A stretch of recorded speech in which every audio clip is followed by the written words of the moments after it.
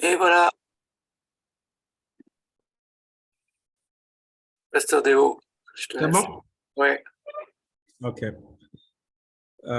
Encore une fois, bonsoir tout le monde. Vous m'entendez? Bonsoir, bonsoir. Oui, bonsoir. Bonsoir. Bonsoir. Oui, bonsoir. Bonsoir. OK, great. On Bonsoir. va commencer. Au fait, il y a une sœur ici qui voulait se connecter pour suivre les cours, mais bon, comme j'étais plus sûr si c'est le 2 ou le 3, Ah, je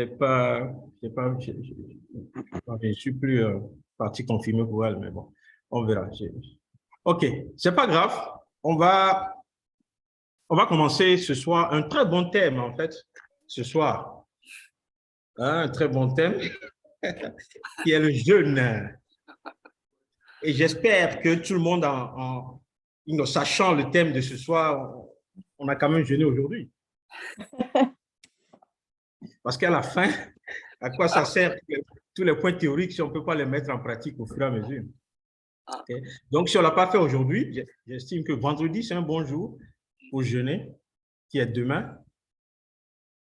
OK, donc on va s'encourager ce soir à jeûner demain. Ça va? C'est bon? OK, et donc, on va parler du jeûne. Et en fait, l'objectif, c'est de comprendre ce qu'est le jeûne biblique, parce qu'il y a beaucoup d'amalgames. OK, quand on parle de jeûne, et des fois, on ne comprend pas vraiment la signification biblique, à quoi sert le jeûne. On ne maîtrise pas et puis on tombe souvent dans les jeûnes comme on veut.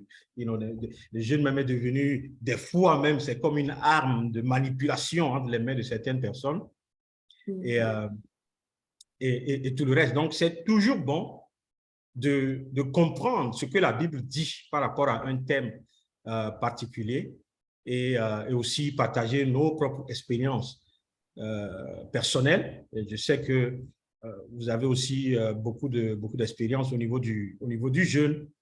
Et donc, si quelqu'un veut intervenir à n'importe quel moment, feel free, soyez libre de le faire. OK. Et donc, voilà, nous,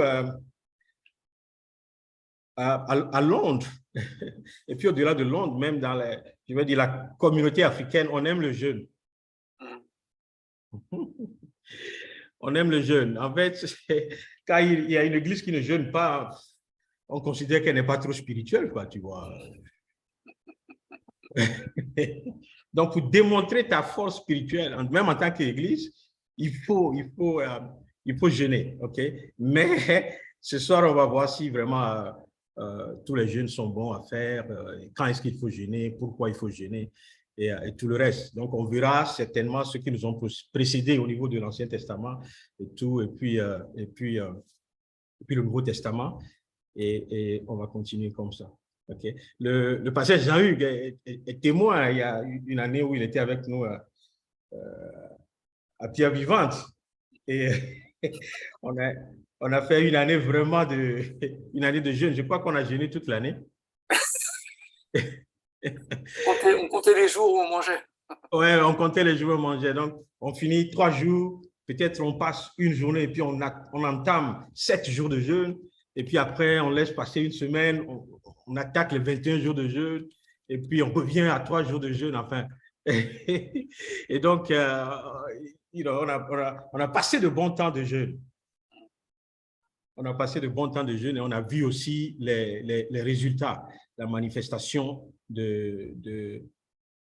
j'aime pas trop dire la manifestation de Dieu parce qu'on a jeûné, parce qu'on verra ça tout à l'heure, mais le niveau où nous-mêmes on a été avec Dieu à cause du fait que il nous a conduits dans un temps de jeûne comme ça, qui nous a rapprochés vraiment de Dieu. OK. Et donc, on va regarder d'abord rapidement les mots hébreux qui sont utilisés pour jeûner. C'est des mots qui sont très difficiles à prononcer, pas vraiment, mais c'est tchoum et tchoum. C'est un peu plus chinois que hébreu, mais ça signifie tout simplement aller sans nourriture et sans boisson. OK, aller sans nourriture et sans boisson. Je crois que comment, il est important de préciser, vous voyez, cette définition. Okay, parce qu'on ne verra pas la suite, il y a différents types d'autres choses qu'on peut faire, mais il y a beaucoup de gens aujourd'hui, ils fuient le jeûne de nourriture, voilà, tu vois, et puis ils s'inventent des jeûnes. Ils s'inventent des jeûnes. Donc, il y a des gens qui peuvent dire, OK, cette semaine, je vais jeûner de voiture. Donc, ils ne vont plus utiliser leur voiture, ils vont prendre le bus pour une semaine et c'est le jeûne. Donc, c'est important qu'on visite les définitions et tout ça pour savoir un peu où on est en train d'aller. OK. Mais il y a une autre expression hébraïque qui est ananefesh, OK, qui se réfère également au jeûne, mais elle signifie affliger l'âme. Je crois qu'il faut bien retenir ça aussi. Affliger l'âme, OK. Vous savez tous que quand on parle de jeûne, souvent aussi, on dit, bon, le jeûne, ça nous sert aussi à réduire toute l'importance que la chair peut avoir dans notre vie de tous les jours. OK? Et donc, c'est peut-être un moyen, vous voyez, de pouvoir avoir un nouveau niveau de relation avec Dieu, niveau spirituel. OK? Donc, petit à petit, on va descendre et puis on va regarder ces différents cas. OK? Et puis, il y a un autre verbe grec qui est nestéo, qui signifie ne pas manger. Ne pas manger du tout. OK? Now, si c'était moi qui avais fait le truc, j'allais ajouter ne pas manger, ne pas boire. juste pour nous déranger un peu. Ah non, ne pas boire aussi. C'est important. Je me souviens, bon, excusez-moi si je donne beaucoup d'anecdotes au fur et à mesure qu'on avance. On était une fois, l'équipe de leadership, on est parti en Écosse. En Écosse pour un temps de retraite. Je crois que c'était 2 semaines ou un truc comme ça. Et puis, bon, la direction qu'on a reçue, c'est que quand on va arriver là-bas, on va jeûner toutes les 2 semaines. 2 semaines ou plus même, je ne me souviens plus, mais on va jeûner tout le temps. On ne va pas manger du tout. Okay, mais quelque chose à boire est autorisé. Okay? Et donc, quand on est arrivé sur les lieux, c'est en Écosse, la première des choses, on dit, avant de s'installer, on va tous aller faire des courses.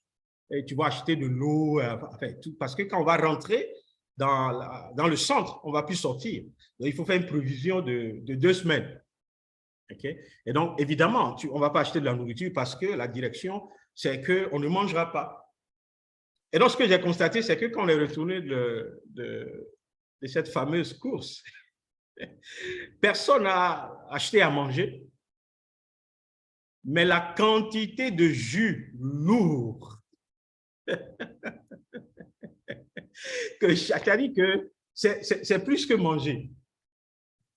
La quantité que chacun avait prévu pour faire les 2 semaines, et c'est le type de jus, tu vois, quand tu bois, tu es rassasié. Et donc, bon, c'est juste pour nous dire que, bon, voilà un peu, tu vois, le nœud aussi du jeûne, ce n'est pas vraiment de faire semblant de... Oh là là. Excusez-moi, une seconde. C'est bon, sorry. Une seconde.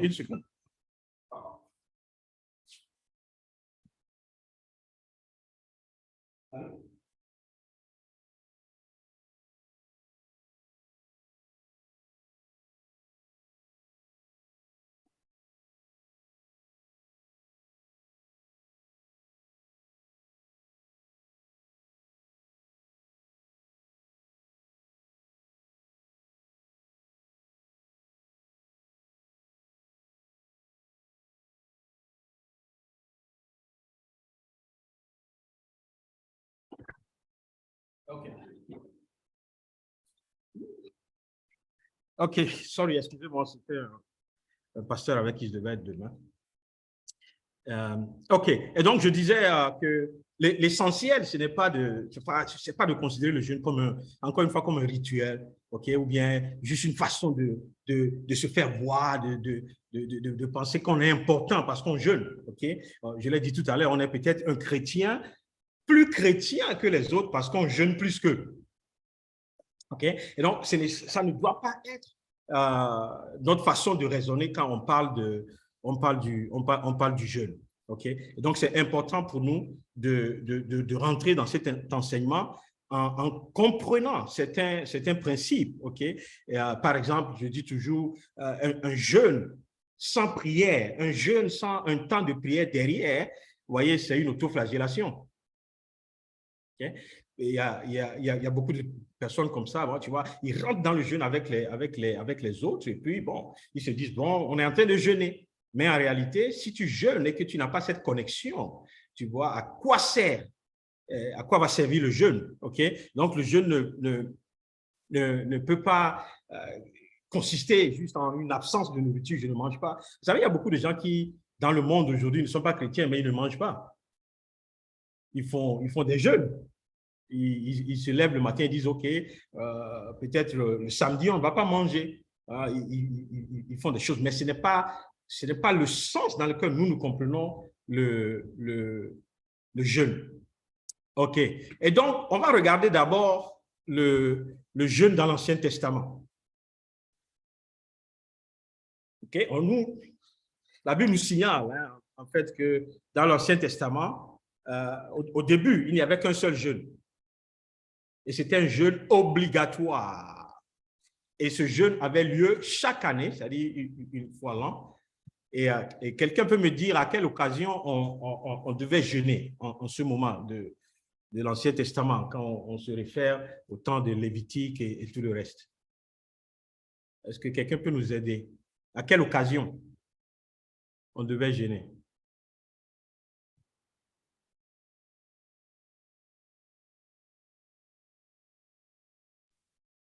Est-ce que... Pardon? Allô? Oui. On parle de Ahmad? difficulté. Ahmad? Oui. Est-ce que ce n'est pas à l'approche de la fête de Pâques?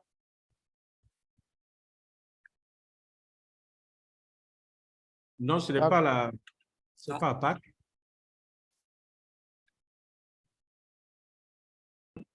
C'était pour le jour du grand pardon, non? OK, exactement. Et je crois que ça s'appelle en termes plus que c'est la truc de l'expiation, voilà. Ah, OK. Et donc, c'était vraiment, bon, ça nous donne un signal déjà par rapport à ce que le jeûne peut signifier. OK. Et donc, on voit que la seule fois qu'eux jeûnaient, une fois par an, c'était le jour des expiations. Et on peut lire dans Lévitique pour comprendre ça. OK. Et expiation, c'est ce que tu as expliqué tout à l'heure. Et dans le cadre, par exemple, de repentance et tout ça, on peut considérer le jeûne parce que c'était un peu ça ce qu'il faisait dans l'Ancien Testament. OK? Et on verra encore plus précisément à quoi ça sert, parce qu'il ne faut pas considérer que c'est parce que tu jeûnes que tu es pardonné. Est-ce que vous suivez un peu? On va rentrer en profondeur tout à l'heure. Mais ce n'est pas, tu vois, le jeûne ne peut pas être considéré comme une arme de manipulation. On ne peut pas manipuler Dieu par le jeûne. Et toi et moi, on sait maintenant que quand on parle du pardon des péchés, ça ne peut pas être parce qu'on a jeûné. C'est parce que quelqu'un est mort à la croix et il a autorité de pardonner les péchés. Et c'est Jésus-Christ.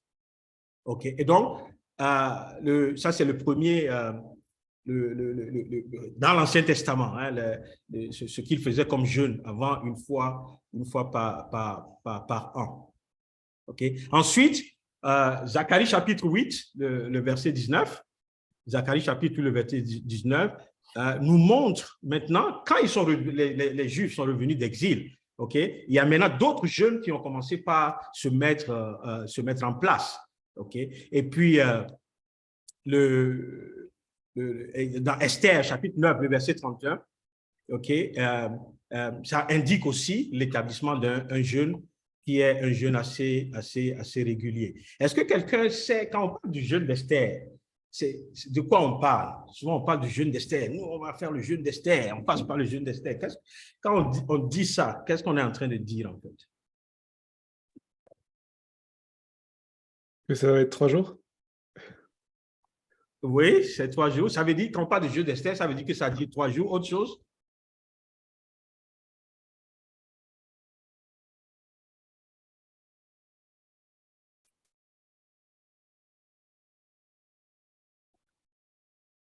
Il faut lire l'histoire. Oui, il faut lire l'histoire. Là, c'est vrai. En fait, ce que je voulais, tout simplement, c'est que quand on parle de jeûne d'Esther, c'est-à-dire on le fait sur 3 jours, mais c'est un jeûne sans manger ni boire. OK? Et donc, ça, c'est un des jeûnes. Je me souviens, on a fait une seule fois ce jeûne. Oh, que le Seigneur nous aide. OK? On a fait une seule fois ce jeûne. Mais c'était à la fin. Ouais. Tu vois, ce qui ne m'a pas. Ce qui m'a dérangé un peu, c'est qu'à la fin, tu as l'impression que, waouh, j'ai fait quelque chose. C'est-à-dire, sans le savoir, tu te donnes la gloire en réalité. C'est comme si j'ai passé 3 jours sans manger, sans boire et tout. On était enfermés. Je crois qu'on était à Summit House quelque part là-bas. On était enfermés et tout. Et on a fait ce jeûne. Donc, quand tu sors de là-bas, tu ne vois pas quel niveau de relation tu as désormais avec Dieu, qu'est-ce qui s'est passé. Mais c'est comme si moi aussi, j'ai pu faire le jeûne d'Esther. Et encore une fois, ce n'est pas une attitude qui est bonne vis-à-vis du jeûne quand on parle du jeûne. OK? Et donc, à part ça, il y a aussi des jeûnes volontaires, des jeûnes occasionnels. On verra ça avec David, vous voyez, dans le livre de Samuel, OK, dans le livre de Juges.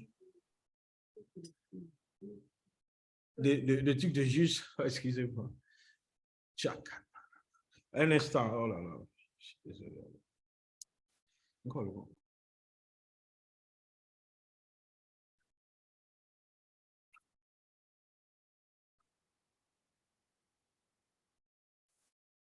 Est-ce que quelqu'un peut lire dans Esther?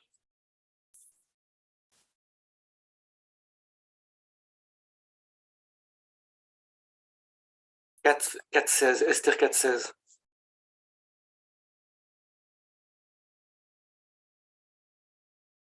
Quelqu'un peut lire ça à voix haute? Voilà. Va, rassemble tous les Juifs qui se trouvent à Suse et jeûne pour moi, sans manger ni boire pendant 3 jours, ni la nuit ni le jour. Moi aussi, je jeûnerai de même avec mes servantes, puis j'entrerai chez le roi malgré la loi, et si je dois périr, je périrai. Donc elle risquait sa vie en allant chez le roi sans être convoquée. Elle a demandé ce temps de jeûne, en fait pour trouver grâce auprès de Assuérus. Et parce que c'était aussi une situation nationale de désastre, puisqu'ils allaient tous massacrer sur l'ordre du roi, à cause des manigances de Haman, leur ennemi. Et donc, on a lu Esther 4.16 et le contexte un petit peu de ce jeûne d'Esther. De ce jeûne d'Esther, OK. Merci, Pasteur Jean-Yves. OK, donc vous avez compris un peu le contexte. C'était un contexte assez difficile. En fait, ils étaient entre la vie et la mort, en réalité. OK, il y avait un complot pour décimer le peuple juif. En cette période, et Esther qui était arrivée par la grâce de Dieu et tout à se marier dans la cour royale, était appelée vraiment c'est un peu comme elle était la seule qui avait les moyens de sauver le peuple en ce moment-là. Okay? Et donc, malheureusement, pas malheureusement, ce qu'elle a fait, c'est qu'elle n'est pas rentrée dedans. Vous voyez, qu'on s'est dit, oh, moi, je vais aller voir le roi, je vais faire en sorte que, vous voyez, on puisse détruire celui qui veut nous détruire et tout. Non, elle a d'abord convoqué un jeûne. D'abord, avant de convoquer un jeûne de 3 jours, et ils ont passé ces 3 jours en jeûne sans manger. Et c'est après cela qu'elle est entrée auprès du roi. Parce qu'en fait, en ce moment-là, tu ne pouvais pas, même si tu étais marié au roi, tu ne pouvais pas rentrer chez le roi comme tu veux. Il y a une période qui t'est dédiée, en fait. Et c'est à cette période seulement que tu peux aller voir le roi. Mais elle devait aller en dehors de sa période. Pourquoi? Parce que le peuple était en danger. Donc, c'est sur cette base que le jeûne d'Esther a a été fait. Okay, donc, vous voyez un peu le contexte. Encore une fois, si on ne fait pas attention, quand on voit ça, on dit en même temps, waouh, donc si je suis dans une situation, si je jeûne, vous voyez, Dieu doit agir. C'est-à-dire, on dit à Dieu, regarde-moi bien, je vais jeûner. Et si toi, tu ne fais pas ce que je demande, tu es en difficulté. Mais j'aimerais vraiment qu'on comprenne les choses. On comprenne les choses autrement, OK? Et je suis sûr que c'est une révélation de la part de Dieu que Esther est allée dans ce jeûne. Ce n'est pas parce qu'elle a vu quelqu'un d'autre ou bien un autre peuple qui avait jeûné, étant menacé, qu'elle a fait la même chose. Donc, ce n'était pas un rituel auquel suivait, mais c'était conduit vraiment par la grâce de Dieu qui devait les faire sortir de ces difficultés. OK. Donc, dans l'Ancien Testament, au jeûne, est toujours, on va dire le contraire, à la prière, on ajoute le jeûne. Okay? Comme je l'ai dit tout à l'heure, ce n'est pas, tu vois, le jeûne en soi, je vais jeûner pour avoir un peu faim, je vais jeûner pour avoir un peu soif. Ce n'est pas ça le jeûne. Le jeûne, ça accompagne la prière. OK? Et donc, vous verrez le chagrin exprimé, 1 Samuel 31. Okay, tout ça, c'est dans l'Ancien Testament. Hein. Il y avait jeûner pour la pénitence qui est exprimée, l'humilité qui est exprimée à travers le jeûne, implorer de l'aide et des conseils. Et peut-être aussi, bon, au nom des autres, ça aussi, c'est une bonne. On est toujours dans l'intercession et tout le reste. Et donc, ce sont un peu les différents types et types du jeûne dans l'Ancien Testament. OK. Et donc,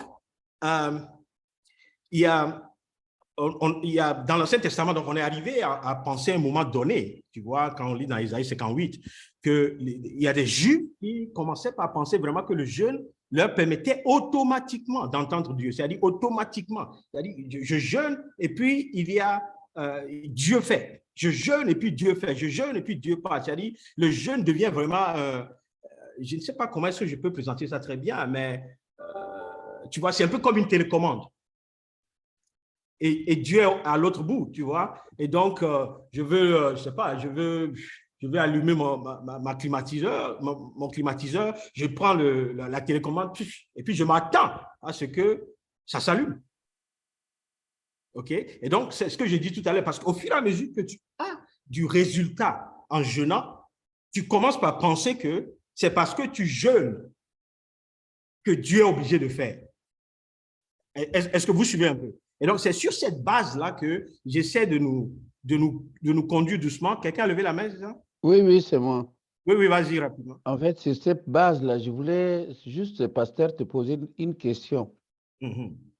Est-ce qu'on jeûne pour pouvoir effacer le péché ou quelque chose, ou on jeûne parce qu'on met en application ce que Dieu nous demande, peu importe nos péchés ou pas?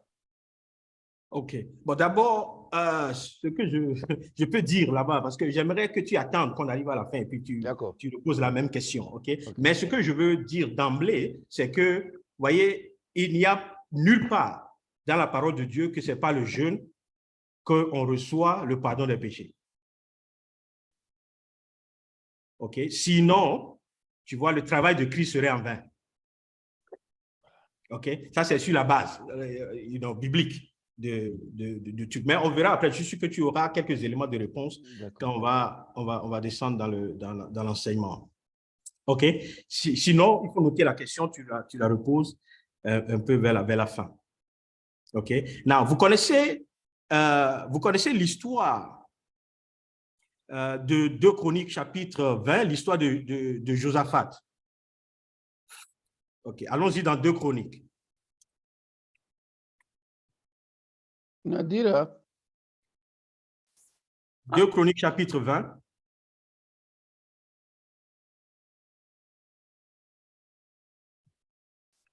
J'aime beaucoup ce passage parce que, mine de rien, ça nous enseigne quelque chose de très important par rapport à la vie de jeûne. OK? L'histoire de Josaphat et du peuple d'Israël. Le verset 3, si quelqu'un peut lire le verset 3.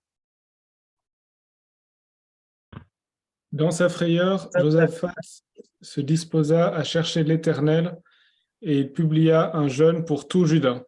OK, merci. Now, est-ce que, en lisant ce verset, quelqu'un peut me dire un peu pourquoi est-ce que Josaphat a jeûné?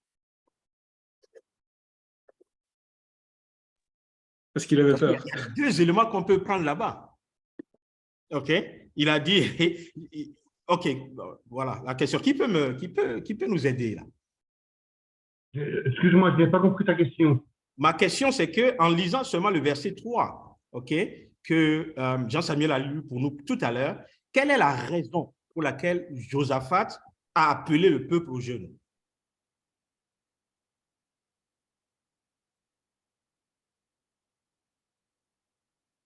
Vous voulez que je le relise avec la version Colombe? Josaphat éprouva de la crainte et décida de consulter l'Éternel.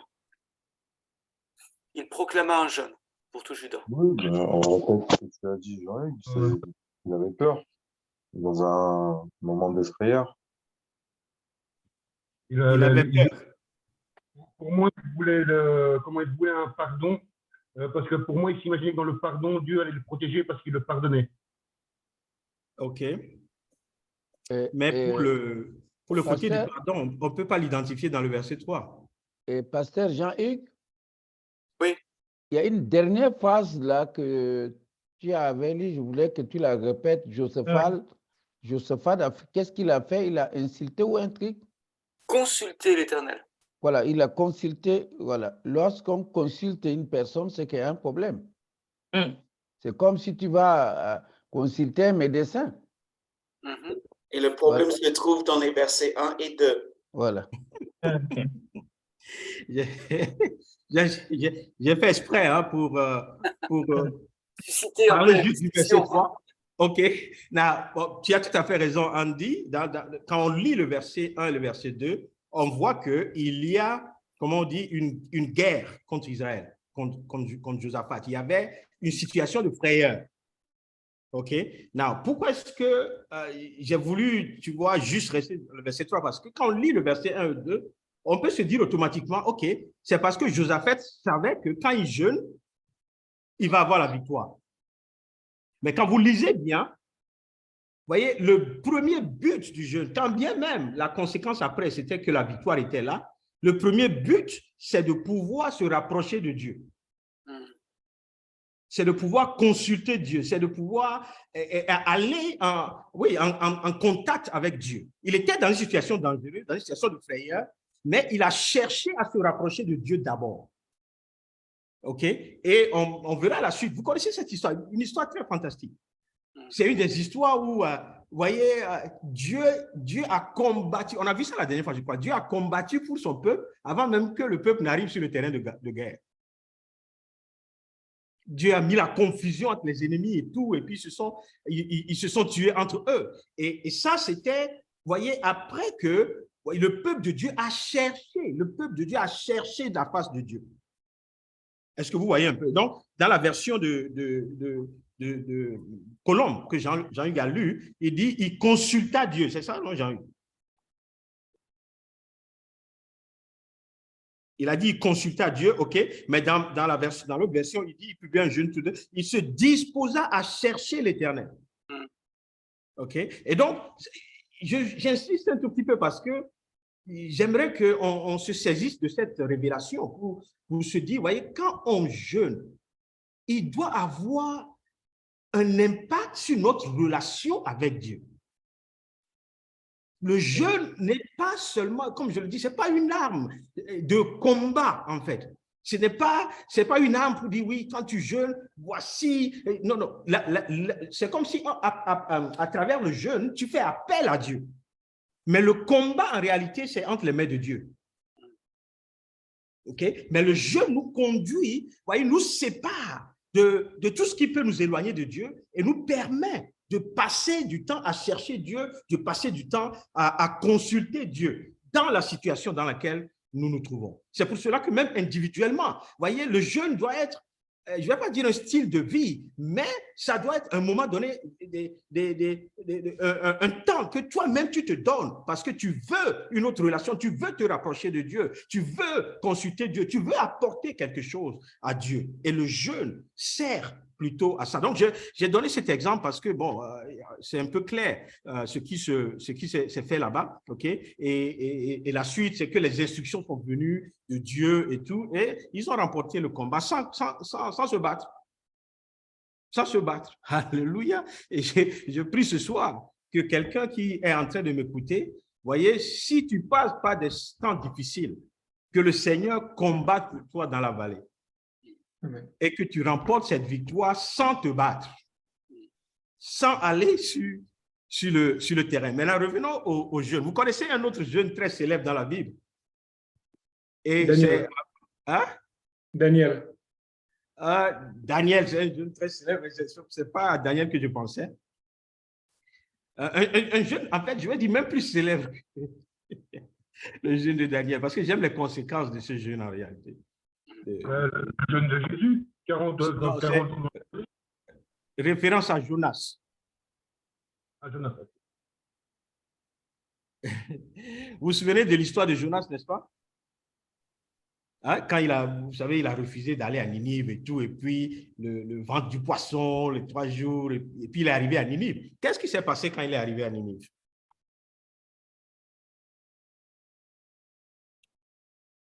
Quelqu'un peut nous aider? Il a proclamé le jugement de Dieu et toute la ville, le roi, il a entendu ce que Jonas était en train de dire. Il a proclamé que la ville entière fasse une jeûne. Parce que peut-être Dieu allait changer ça. Et donc, quelle a été la réponse des Ninivites par rapport à la proclamation de Jonas? Ils sont couverts de cendres et ils ont jeûné, je crois. OK. Et donc, ils ont jeûné. OK. Et donc, le jeûne, vous voyez, au niveau de...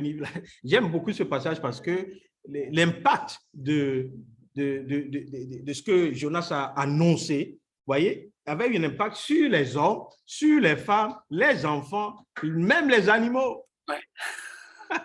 Et c'est ça qui m'intéresse dans ça. C'est-à-dire que à Dieu, tout est possible. Ouais. Vous avez déjà vu, je vous mets au défi d'assister à la repentance et au jeûne d'un animal. À partir de maintenant, il faut chercher un animal qui est en train de se repentir. Il est conscient du mal dans lequel ils sont en tant que peuple et il se repentit. Et ça, vous voyez, ce jeûne, c'est vraiment le jeûne de repentance. Parce qu'à un moment donné, vous voyez, ils ont réalisé, quand Jonas a prononcé les paroles de Dieu et tout, ils ont réalisé vraiment que, vous voyez, ils étaient dans le péché et il fallait sortir de là. OK? Donc, c'est aussi un signe. Il y a des moments où tu jeûnes parce que tu veux réparer quelque chose. Ce n'est pas parce que tu vas jeûner que tu vas avoir le pardon, mais le jeûne, c'est une reconnaissance de ce que tu es éloigné de Dieu par le péché et tu veux revenir à Dieu. OK? Et donc, c'est important de regarder tous ces jeûnes par rapport au Nouveau Testament, à l'Ancien Testament. OK? Et donc, bien que le jeûne soit une façon désignée par Dieu de venir devant lui dans la prière, dans certaines circonstances, 2 Samuel 12, quand vous regardez 2 Samuel 12, versets 15 à 18, vous voyez, c'est là où il nous montre vraiment que le jeûne n'est pas une formule incantatoire ou quoi pour obtenir une réponse à la prière. OK? Et donc, ne vous laissez pas des fois, je ne vais pas dire, je ne sais pas comment dire ça, tromper ou manipuler par des gens qui, ils viennent vous proposer le jeûne. Ils disent, ah non, OK, tu cherches un enfant, tu n'as pas un compte d'enfant, OK, si tu jeûnes 30 jours, et tout, ça là, c'est sans faute, il n'y a pas de truc, tu auras ton enfant. Tu veux qu'on lise le texte ou? On peut lire le texte, si tu l'as, ce serait bien, ouais. De Samuel 12. Donc, mais parce que tu as fait blasphémer les ennemis de l'Éternel, dit Nathan, en commettant cette action, le fils qui t'est né mourra. Puis Nathan s'en alla dans sa maison. L'Éternel frappa l'enfant. que la femme d'Uri avait enfanté à David, il se mit à dépérir. David implora Dieu pour le garçon et entreprit de jeûner. Quand il rentra, il passa la nuit couché par terre. Les anciens de sa maison insistèrent auprès de lui pour le faire lever de terre, mais il ne voulut pas, et il ne prit pas de nourriture avec eux. Or, le 7e jour, l'enfant mourut. Les serviteurs de David, voilà, on peut s'arrêter là peut-être. OK. Bon, vous connaissez encore cette histoire et puis le background, OK, quand David a commis ce péché avec Bersheba, l'enfant qui est né, et puis le prophète qui a annoncé à David, ce qui allait arriver et tout. Et puis, à un moment donné, quand l'enfant qui est sorti de cet épisode de péché est tombé malade, David a commencé par jeûner. OK, et il a bien jeûné même. Il a bien jeûné, mais à la fin, l'enfant est finalement décédé. OK, et donc ça nous montre tout simplement que le jeûne n'est pas une arme. Si le jeûne était cette arme, je vais dire fatale, que tu utilises, et puis, non, c'est-à-dire, il aurait tout fait pour que cet enfant ne meure pas. David ne voulait pas que cet enfant meure. Est-ce que vous comprenez un peu? Mais pourtant, ce jeûne pour lui, c'était plutôt un jeûne de repentance, un jeûne d'humiliation vis-à-vis de ce qu'il a fait. OK? Si vous voyez la suite, en fait, après que l'enfant est né, David n'a pas commencé par maudire Dieu. L'enfant est décédé, pardon. Il n'a pas commencé par maudire Dieu, oui, quand bien même j'ai jeûné, tu as pris l'enfant et tout ça. Non. OK? Et donc, c'est parce que David savait que ce n'est pas, tu vois, il ne peut pas manipuler Dieu par le jeûne. Il ne peut pas. Mais c'est pour lui-même, pour nos propres vies, pour notre propre marche avec Dieu, il y a des moments où on passe par ce temps de jeûne, où on reconnaît, vous voyez, la vie dans laquelle la situation dans laquelle on est, et on fait appel à Dieu, on fait appel à l'intervention de Dieu. Donc, c'est vraiment important. Je ne sais pas si j'ai bien expliqué ça, mais vous comprenez un peu, c'est-à-dire il y a des situations comme ça où, comme je l'ai dit tout à l'heure, il y a des gens qui vont te dire, oui, voilà, quelle situation dans ta vie, si tu jeûnes, tu vois, 30 jours, 40 jours, 50 jours, quelque chose, la chose va se passer. Et quand la chose ne se passe pas, les gens commencent par maudire Dieu. Les gens commencent par parler mal de Dieu. Oui, j'ai fait, oui, j'ai fait ce que tu as dit, oui, j'ai fait ce que le prophète a dit, mais je n'ai pas vu le résultat. À la fin, le Seigneur, il reste souverain en toutes choses. Est-ce que vous comprenez un peu? Et c'est important pour nous aussi que quand on rentre dans le jeûne, on regarde plutôt ce que ça va nous apporter que le résultat qu'on va avoir derrière. J'ai toujours dit, le résultat qu'on a derrière est toujours du domaine de Dieu. C'est pourquoi la Bible dit, cherchez d'abord le royaume des cieux et le reste vous sera donné par-dessus. OK? Donc, malheureusement, le principe dans la tête des chrétiens, de beaucoup de chrétiens, pas certainement ceux qui sont sur cette plateforme, dans la mentalité de beaucoup de chrétiens, c'est que, vous voyez, on désire d'abord ce qu'il peut nous donner en oubliant qu'on doit chercher le royaume.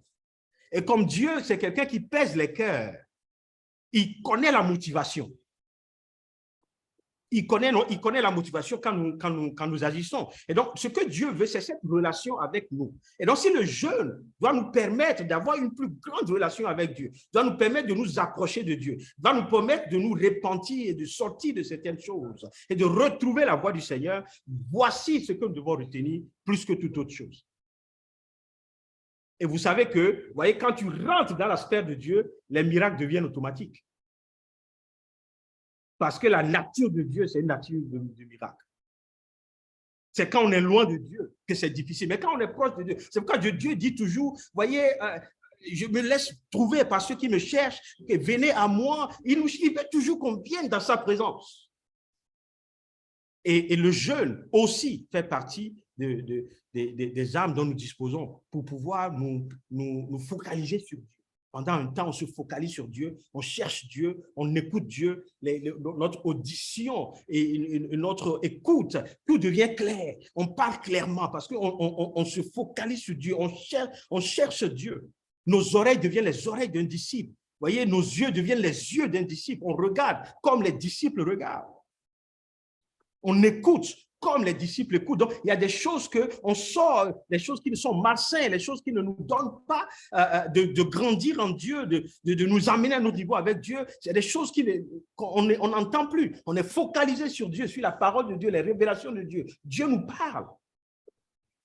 Dieu nous parle. Tu ne peux pas sortir d'un temps de jeûne sans une révélation personnelle, sans que Dieu ne t'ait parlé. C'est que tu n'aies reçu quelque chose. Et c'est plus important que tout, mes frères. Je prends du temps pour insister sur ça parce que c'est là où se trouve en réalité la victoire du chrétien. C'est cette capacité à demeurer dans la présence de Dieu, à écouter de Dieu, à recevoir de Dieu. Parce que qui connaît plus que Dieu? Qui a plus de sagesse que Dieu? Et à la fin, qui a plus d'autorité que Dieu? Donc, c'est important pour nous de comprendre que, vous voyez, tout ce que nous faisons, notre premier objectif, ce n'est pas ce qui peut nous arriver, mais c'est ce que l'on doit devenir dans la relation avec Dieu. Ça, c'est important. Et Dieu, il se plaît quand quelqu'un vient à lui comme ça, quelqu'un le cherche de toute sa force, de toute son énergie, de tout son corps, de tout son cœur. Quand tu cherches Dieu comme ça, il se laisse trouver. Et quand tu trouves Dieu, tu n'as plus besoin de parler. Tu n'as plus besoin même de rouler par terre. Non, non, non. Quand tu fais tout ça jusqu'à ce que tu trouves Dieu, tu rencontres Dieu, tu tombes dans la présence de Dieu, my God. Même ceux qui te poursuivaient, ils vont faire demi-tour. Pasteur Deo Gracias. Oui, pasteur. Tu avais été en Écosse, là. Tu sais? Oui. Sous la douche. Tu peux le raconter. Ça m'a marqué, là, ton témoignage. Ça t'a marqué aussi, hein? Ah ouais. Ouais, il y a plein de choses qui... Non, mais dis-le, c'est important. Moi, ça me parle beaucoup. Comme tu veux. Ok, d'accord, oui. Je vais venir dans ça, là. Tu reviendras plus tard. Ok, d'accord. Je vais revenir avec tout le témoignage à la fin. Pasteur. C'est parce que c'est très intéressant. Pardon? Ok. Pasteur? Oui. Excuse-moi, est-ce que tu peux de temps en temps nous laisser un peu le temps de poser des questions?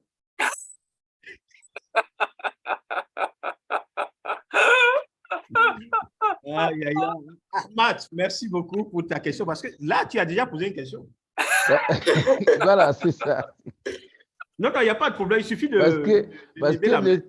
Parce que le cours est tellement intéressant que ça crée en nous des questions qu'on aimerait quand même les poser avant qu'on les oublie. OK.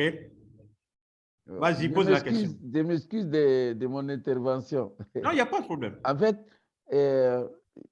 est-ce que vous ne trouvez pas que le jeûne d'hier a changé de forme, le jeûne dans l'Ancien Testament a changé de forme par rapport au Nouveau Testament et à nous aujourd'hui?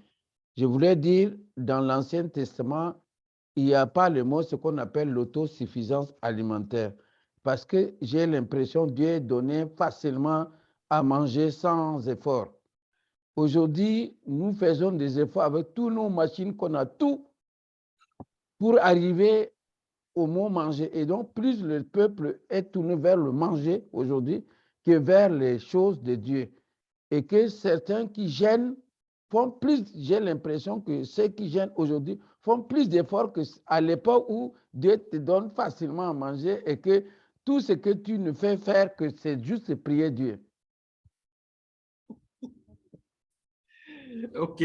Je ne sais pas si j'ai tout à fait bien compris ta question, mais ce que je peux dire, c'est que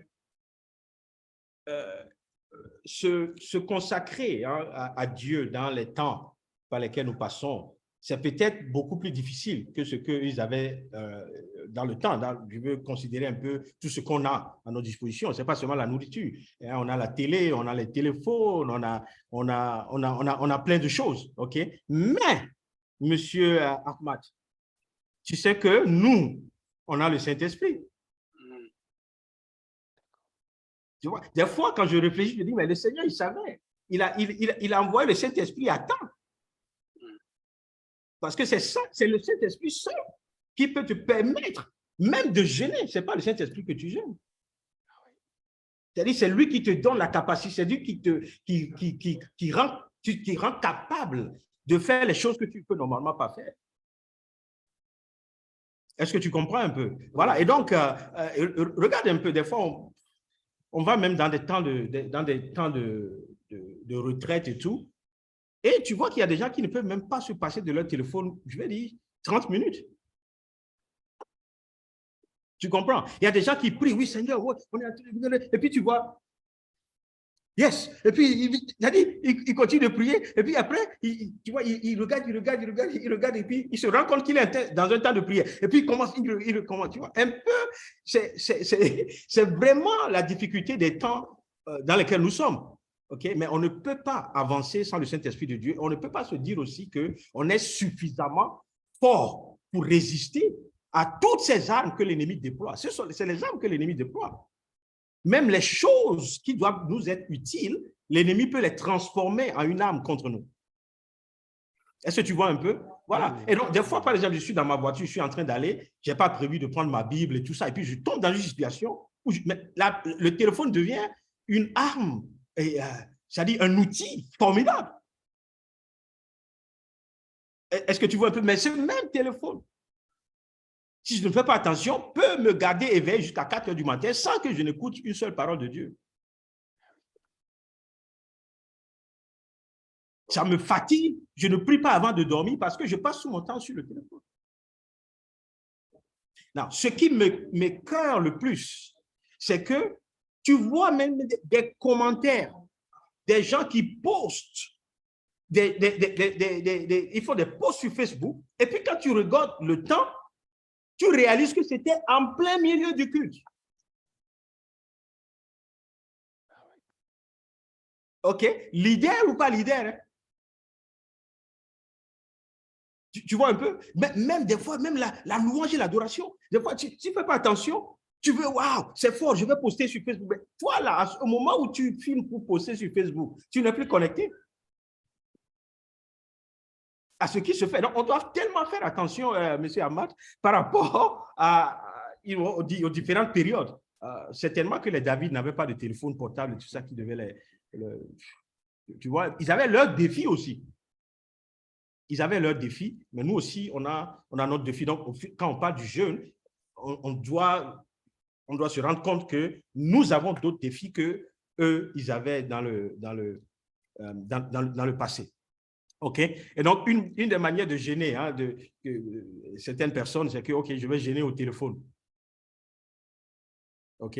Donc, si je fais, je ne sais pas combien de jours ils tiennent, mais si je fais 3 jours sans téléphone, voilà, c'est un bon jeûne. OK. Mais est-ce que c'est le jeûne que Dieu cherche si on n'a pas passé du temps avec Dieu, à chercher Dieu? OK? Il y a une autre question, c'est Mika? Excusez-moi. Nazir, attends un peu, Mika, après toi. Ok, ça marche. Pardon, non, je n'avais pas vu. Vas-y, Mika. Ok. Merci. Voilà, moi, j'ai entendu beaucoup de personnes qui viennent me dire que, tu vois, bon, ils font un jeûne, mais ils me parlent d'un jeûne d'amour, un jeûne de pardon, un jeûne de beaucoup de choses. Mais ils ne parlent pas de jeûne de téléphone ou de télé ou quoi que ce soit. Mais je me dis, moi, je ne sais pas, moi, c'est ce que moi je ressens, c'est qu'à partir du moment où tu jeûnes pour Dieu. Donc, que leur donner un nom supplémentaire, du genre un jeûne d'amour, un jeûne de pardon, quoi. Est-ce que ça a vraiment un sens? Moi, quand je jeûne pour Dieu et puis c'est tout. Absolument. Il y a des gens, ils sont là, ils disent oui, quand tu jeûnes, tu as une récompense. Moi, je n'attends pas une récompense dans le jeûne, je le fais pour Dieu. Et de toute façon, la récompense, c'est d'avoir pu jeûner, d'avoir pu me rapprocher de Dieu. Donc, je ne sais pas si tu vois le problème que certaines personnes me posent en me disant qu'ils font des jeûnes pour ci ou pour ça ou pour là. Moi, un jeûne, c'est un jeûne, tu le fais pour Dieu. Donc, et la récompense, tu l'as d'office, tu te rapproches de Dieu. On n'a pas plus grande récompense que ça, quoi. OK. Tout à fait d'accord avec toi. Mika, tu as certainement compris beaucoup de choses. Je bénis le Seigneur pour ta vie. Non, quand je parlais de ces jeûnes différents, je te dis des choses que des gens font, des fois pour trouver un échappatoire par rapport à ce que Dieu veut. Tu vois, c'est pourquoi j'ai dit tout à l'heure, même le jeûne, je vais dire ça un peu comme ça, le jeûne doit être prophétique. C'est-à-dire, le jeûne doit venir de quelque chose que tu entends de Dieu. Sinon, ça devient un rituel. Ah oui. Et on reste dedans comme ça, tu vois. Et c'est dangereux pour notre foi et notre marche avec Dieu. Nadia. Oui, oui, pas de souci. Justement, ce qui est bien, c'est que tu as un peu répondu là à la fin, parce que j'avais une question, justement. Est-ce que pour moi, le jeûne, moi je suis quelqu'un qui ne jeûne pas souvent, hein, pour tout vous dire, ça m'est déjà arrivé, mais justement, j'ai voulu jeûner par moi-même quelques fois, et j'ai senti que c'était extrêmement difficile. Et donc, tu as répondu, parce que justement, et quand Dieu m'avait conduit à le faire, c'était facile. Et justement, je me disais, parce que je vous entendais parler tout à l'heure avec Ahmad qui disait justement, il parlait justement du jeûne, est-ce que c'est facile, aujourd'hui c'est plus difficile. En fait, je crois qu'aussi aujourd'hui, on n'est pas assez raisonnable. En fait, j'ai l'impression qu'il y a un excès. On voit dans nos églises des fois, les gens manger n'importe comment, manger trop, manger à l'église alors que ce n'est pas le lieu. En fait, il y a un excès de table, vraiment, qui est trop présent, moi je trouve. Et dans Ésaïe 58, il parle du vrai jeûne en gros. Et je trouve ça vraiment bien, parce qu'il dit que le vrai jeûne, c'est de détacher les chaînes dues à la méchanceté, dénouer les liens de l'esclavage, renvoyer les libres et ceux qui ont été maltraités, mettez fin à toute contrainte. Et en fait, je me dis, je crois que Dieu, il apprécie quand on est raisonnable et qu'on ne jeûne pas pour jeûner, parce qu'on n'est plus dans cette alliance-là. Et que, comme tu l'as dit, là, tu as répondu à ma question. Est-ce qu'il faut jeûner un matin? Je me lève et je me dis, tiens, cette semaine, je vais aller jeûner. Ou si je suis raisonnable avec la nourriture, si j'essaye d'être raisonnable avec justement les réseaux sociaux, il y a à manger tout le temps, partout. Et c'est ce que je disais, les gens mangent alors qu'ils n'ont pas faim. Je crois qu'il faut... ils ne dorment pas alors qu'ils sont fatigués. Vous voyez? En fait, je me dis, il y a un déséquilibre. Et moi, je me dis, j'essaye dans la nouvelle alliance de ne pas me forcer à faire des trucs que je ne sens pas. Je veux être en adéquation avec cette paix, ouais, ce clin d'œil du Saint-Esprit. En tout cas, j'essaie d'être à l'écoute de ça et de pas de me forcer. L'Église, elle va dire, on va faire un jeûne, par exemple. C'est déjà arrivé quand je n'étais pas convaincue de jeûner. Vous voyez? Donc, je voulais avoir un peu votre retour là-dessus. Est-ce que si même l'Église dit on jeûne, mais que si, par exemple, je me sens complètement intégrante à l'Église, mais je ne me sens pas en adéquation avec ce qu'on demande, voilà, comment se positionner? Ouais, ok. Bon, moi, je crois que d'abord, la Bible nous dit aussi que tout ce que tu ne fais pas par conviction est un péché. Ok. Et par exemple, au niveau de l'Église, par exemple, vous voyez, il n'y a que les responsables de l'Église qui vont certainement écouter Dieu, recevoir des instructions de la part de Dieu pour l'Église. Est-ce que tu vois un peu? Et donc, il y a certainement ceux qui sont à qui Dieu a confié la responsabilité de l'Église. C'est pourquoi je dis souvent, ils ne vont pas venir pour nous dire, OK, allons-y, jeûnons. Qu'est-ce que Dieu a dit? Pourquoi est-ce que Dieu veut qu'on rentre dans un temps de jeûne? Qu'est-ce qu'ils ont entendu de Dieu? Parce qu'on suit nos responsables qui, normalement, sont à l'écoute de Dieu. Est-ce que tu vois un peu? Tu vois, sinon... Excuse-moi, je te coupe. Je te rejoins totalement là-dessus. Mais des fois, j'ai l'impression que les responsables, en fait, c'est quelque chose que Dieu leur a demandé à eux. C'est comme une fois, il y avait quelqu'un qui avait un fardeau très particulier. Elle a insisté pour qu'on prie pour elle. Et moi, je sentais vraiment que le Seigneur me disait non, c'est à elle de prier. C'est à elle que j'ai demandé. Et donc, les responsables sont comme aujourd'hui sous l'ancienne alliance et veulent amener tout le monde, sauf qu'on a chacun des statuts différents selon les responsabilités. Et le Seigneur ne nous amène pas tous, je crois en tout cas quand je lis les textes, je crois que le Seigneur n'appelle pas tous les fidèles comme un pasteur, un docteur, un prophète et que sais-je encore à faire. Vous voyez ce que je veux dire? Et en fait, des fois, il y a cette... Moi, je le ressens et franchement, je me détache, je me désolidarise clairement. Je dis non. Mais dans l'esprit, je suis avec eux et je leur dis, porte ce que le Seigneur te demande, c'est tout, mais laisse-moi tranquille. Je ne me sens pas concernée parce que quand je me sens concernée, ça vient comme un fardeau. Donc voilà, en tout cas, mon point de vue là-dessus. OK. OK. Jean-Hugues, tu as quelque chose à... Tu veux que je réponde? Oui, je veux que tu répondes avant que je ne... Non. C'est-à-dire que c'est bien d'avoir, de pas juste se soumettre sans avoir pris l'habitude nous-mêmes d'entendre la voix de Dieu. Et de pouvoir aussi nous entendre la voix de Dieu, c'est très important. Donc dans un sens, Nadia, je comprends très bien ce que tu veux dire par là. Après, il y a aussi parfois certains jeûnes qu'on peut faire où on dit, bon, ben, comment dire, on va suivre, mais au bout d'un moment, ça devient lourd, ça devient, si on sent que c'est pas vraiment conduit par Dieu, ça devient lourd. Ce qui est intéressant, c'est quand les leaders entendent et qu'on a un témoignage intérieur du Saint-Esprit et on sait que ça vient de Dieu. Ça, c'est intéressant. D'accord? Et c'est des choses qui arrivent. Et là, c'est intéressant parce qu'il y a vraiment une unité que Dieu apporte et il y a comme un son de trompette dans le ciel qu'on entend et on répond. D'accord? Donc voilà, les deux possibilités existent. Après, on ne va pas décourager les autres, mais c'est vrai qu'on n'est pas... imposer quelque chose, ça devient légaliste finalement. Donc on n'est pas sous la loi. Et ma dernière, pasteur, je peux encore poser une question? On va d'abord finir de répondre à la question de Yasia, peut-être. Oui. Sinon, on va pas y arriver. Ok, oui. Bon, je suis tout à fait d'accord avec toi, pasteur Jean-Hugues.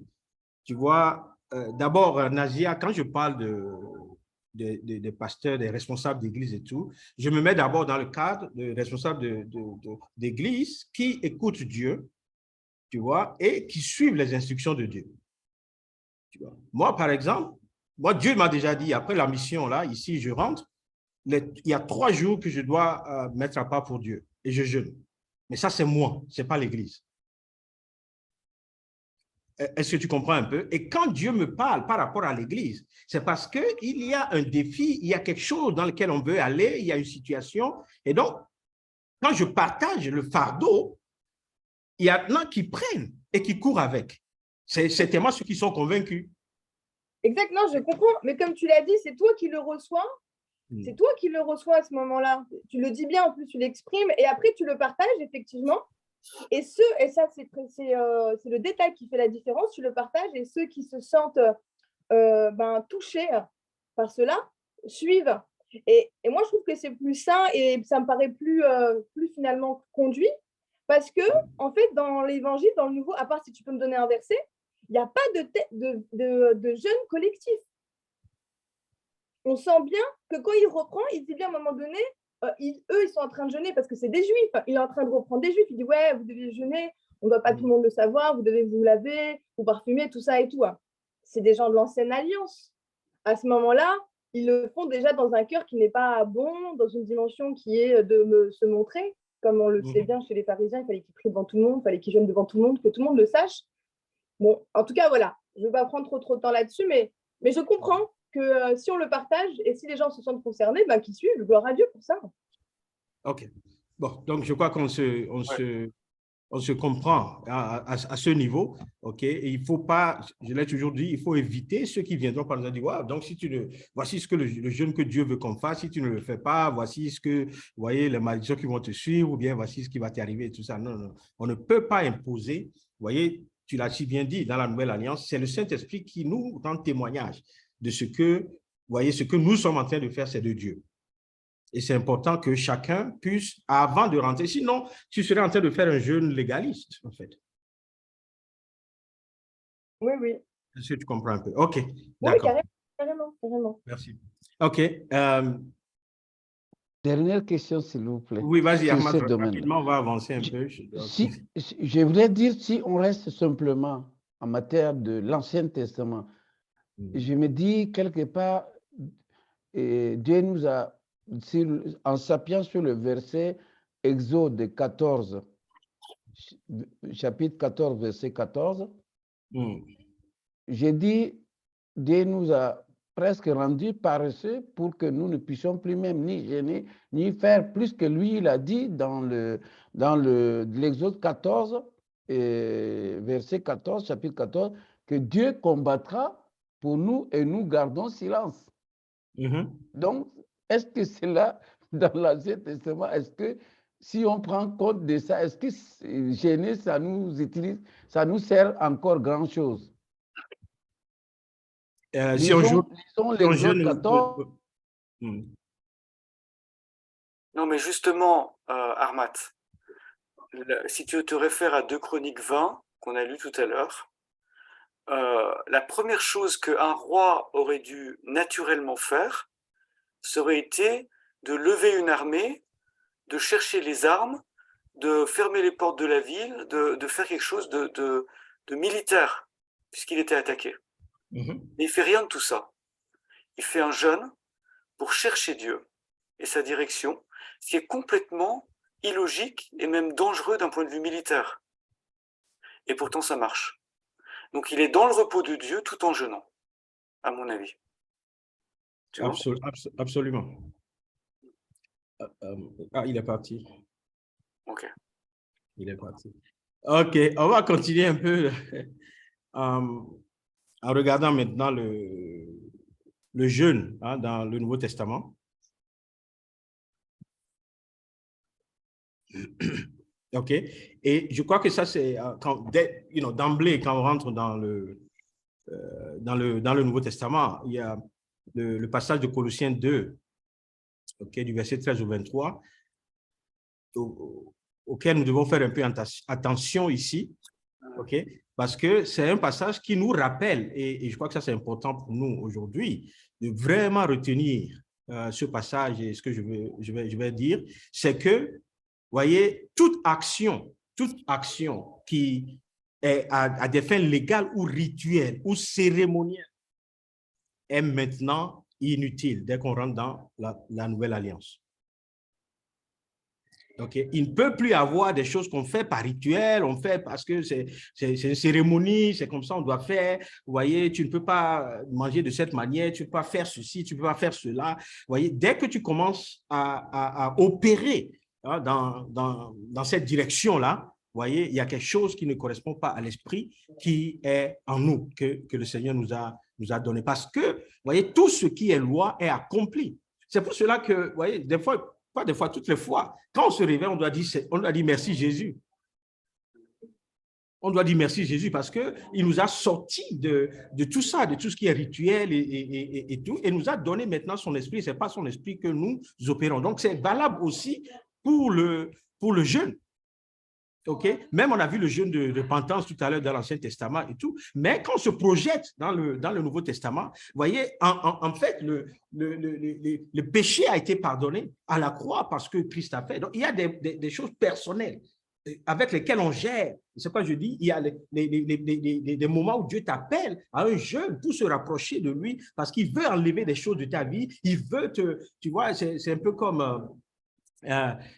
quand on coupe un peu un arbre, là, les feuilles émondées, tu vois, il y a des moments où Dieu cherche à t'émonder, je vais dire ça comme ça. C'est-à-dire, il y a des choses que toi-même, tu ne vois pas. Hein. Je ne sais pas si ça vous est déjà arrivé. Il y a des moments, c'est quand tu es dans un temps de jeûne que brusquement, une lumière apparaît dans une situation, tu vois, dans laquelle tu es ou quelque chose que tu es en train de faire, et puis tu te rends compte que non, que Dieu n'est pas content de telle situation, et Dieu t'amène tout simplement à sortir de là. Et ça peut t'arriver aussi dans un temps de jeûne où tu es en train vraiment de chercher Dieu. Donc, s'il vous plaît, niveau Nouveau Testament, Nouvelle Alliance, on doit comprendre qu'il n'y a plus de rituel. Nazia tout à l'heure, tu vois, tu ne jeûnes plus pour qu'on te voie. Tu ne jeûnes plus, tu vois, avec toutes les apparences de quelqu'un qui va presque mourir. Parce que tu es sûr que quelqu'un va te demander qu'est-ce qui se passe. Tu vas dire non, en fait, c'est parce que je jeûne. Tu vois, et tout ça, ce n'est pas... Je ne sais pas si vous me comprenez. Le fond de notre marche avec Dieu, désormais, n'est plus, tu vois, Jésus a combattu les pharisiens. Nous, on ne peut plus développer des attitudes de pharisiens. Excusez-moi, pasteur. Juste, allô? Oui. Juste pour m'excuser, là, il y a mon fils qui a éteint le décodeur et du coup, ma connexion est coupée. OK, il n'y a pas de problème. Je vous laisse continuer par rapport à ça et malheureusement... Et on peut revenir après. Ouais. Oui, on va revenir après. Oui. OK. Et donc, j'ai parlé de Colossiens tout à l'heure. Vous voyez, donc ce passage Colossiens 13, 23, vous voyez, nous montre que désormais, vous voyez, on n'est plus, comment on dit ça, le jeûne n'est plus considéré comme un requirement légal, une exigence légale. Une exigence légale. Tu vois, ça dit que tu n'es pas moins chrétien si tu n'as pas jeûné. Tu n'es pas moins chrétien que celui qui a jeûné. OK? Et donc, ça, c'est important qu'on commence par, tu vois, c'est pourquoi souvent les gens diront, les gens ne comprennent pas vraiment la grâce. Parce que, vous voyez, je vous donner l'exemple la dernière fois de ce monsieur-là qui, dernière heure de sa vie, a donné sa vie à Christ. Après avoir blasphémé le Seigneur. C'est à vous que j'ai donné le témoignage, non? Voilà. Oui. Et toute sa vie a blasphémé le Seigneur. Donc, si tu regardes ça, tu vas dire, mais non, c'est pas juste, mais non, c'est la grâce dans laquelle on est. C'est la grâce dans laquelle. Donc, il y a des gens qui peuvent jeûner des années. Il y a des gens qui ne peuvent pas, qui ne jeûnent pas, mais la même bénédiction, elle le partage. Vous voyez, Dieu agit dans leur vie aussi. Et donc, il y a des choses qu'on ne peut pas. Oui, c'est comme l'histoire de je crois que c'est Jésus qui a raconté cette histoire où un patron a embauché quelqu'un pour travailler dans son champ. Il a embauché quelqu'un à 6 heures du matin, je crois, et puis un autre à 9 heures, un autre à 12 heures, un autre à 15 heures, et puis à la fin, il paie la même somme à tout le monde. Évidemment, le premier a commencé par se plaindre. Vous voyez un peu? Et donc, c'est intéressant, l'alliance dans laquelle on est aujourd'hui. Mais on doit faire attention pour que la grâce, là, vous voyez, ne devienne pas pour nous un sujet de mépris vis-à-vis de Dieu. Est-ce que vous suivez un peu? Donc, ce n'est pas dire que oui, OK, si Dieu dit Dieu demande qu'on fasse quelque chose, on ne va pas le faire de toute façon, il y a la grâce, de toute façon. Non, non, non. Il y a la grâce. Ce n'est pas que ce que nous faisons qui va déterminer ce que Dieu fait avec nous, puisqu'il a déjà tout accompli à la croix de Golgotha. Mais dans notre marche avec Dieu, vous voyez, on doit aussi montrer à Dieu que nous l'aimons de toute notre force, de tout notre cœur, de tout. Vous voyez, c'est ça, la parole de Dieu. Et donc, on doit être prêt à passer aussi par des temps et des saisons dans lesquels on honore Dieu, on glorifie Dieu, on se met au service de Dieu. OK? Et donc, c'est un peu ça. Si on ne comprend pas un peu je veux dire, cette manière de la transition de l'ancien au nouveau, vous voyez, on risque de rater quelque chose de grand de la chrétienté, vous voyez, de la nouvelle alliance. OK? Il n'y a rien qu'on puisse faire. Je l'ai dit tout à l'heure, même le jeûne pour le pardon des péchés et tout, en réalité, Christ a déjà fait tout ça pour nous. Vous comprenez un peu? Mais en même temps, si Dieu t'appelle et dit, OK, je veux que tu fasses 3 jours de jeûne, des fois même, tu ne sais même pas ce que Dieu va te dire avant que tu ne rentres dans le jeûne. C'est dans le jeûne que tu découvres maintenant, waouh, voilà là où Dieu m'envoie, voici ce que Dieu veut faire, voici comment est-ce que Dieu me prépare et tout. Donc, au fait, c'est une manière d'obéir à la voix de Dieu plus qu'un rituel ou une action cérémonielle et tout ça.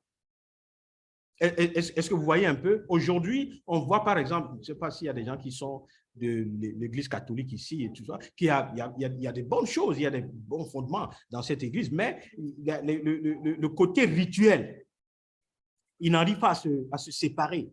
Et à se séparer de ça, tu vois un peu. Et donc, vous voyez, à Pâques, il faut faire le chemin de croix, il faut tout ça. Si tu ne le fais pas, il y a eu comme une accusation sur toi, comme si tu as raté, tu as fait quelque chose de mal et tout ça. Non, non, non. Nous sommes sous la nouvelle alliance et ce n'est pas cette grâce que nous avançons. OK? Et donc, ce que je dis ou j'ai dit ne veut pas dire qu'il ne faut pas jeûner.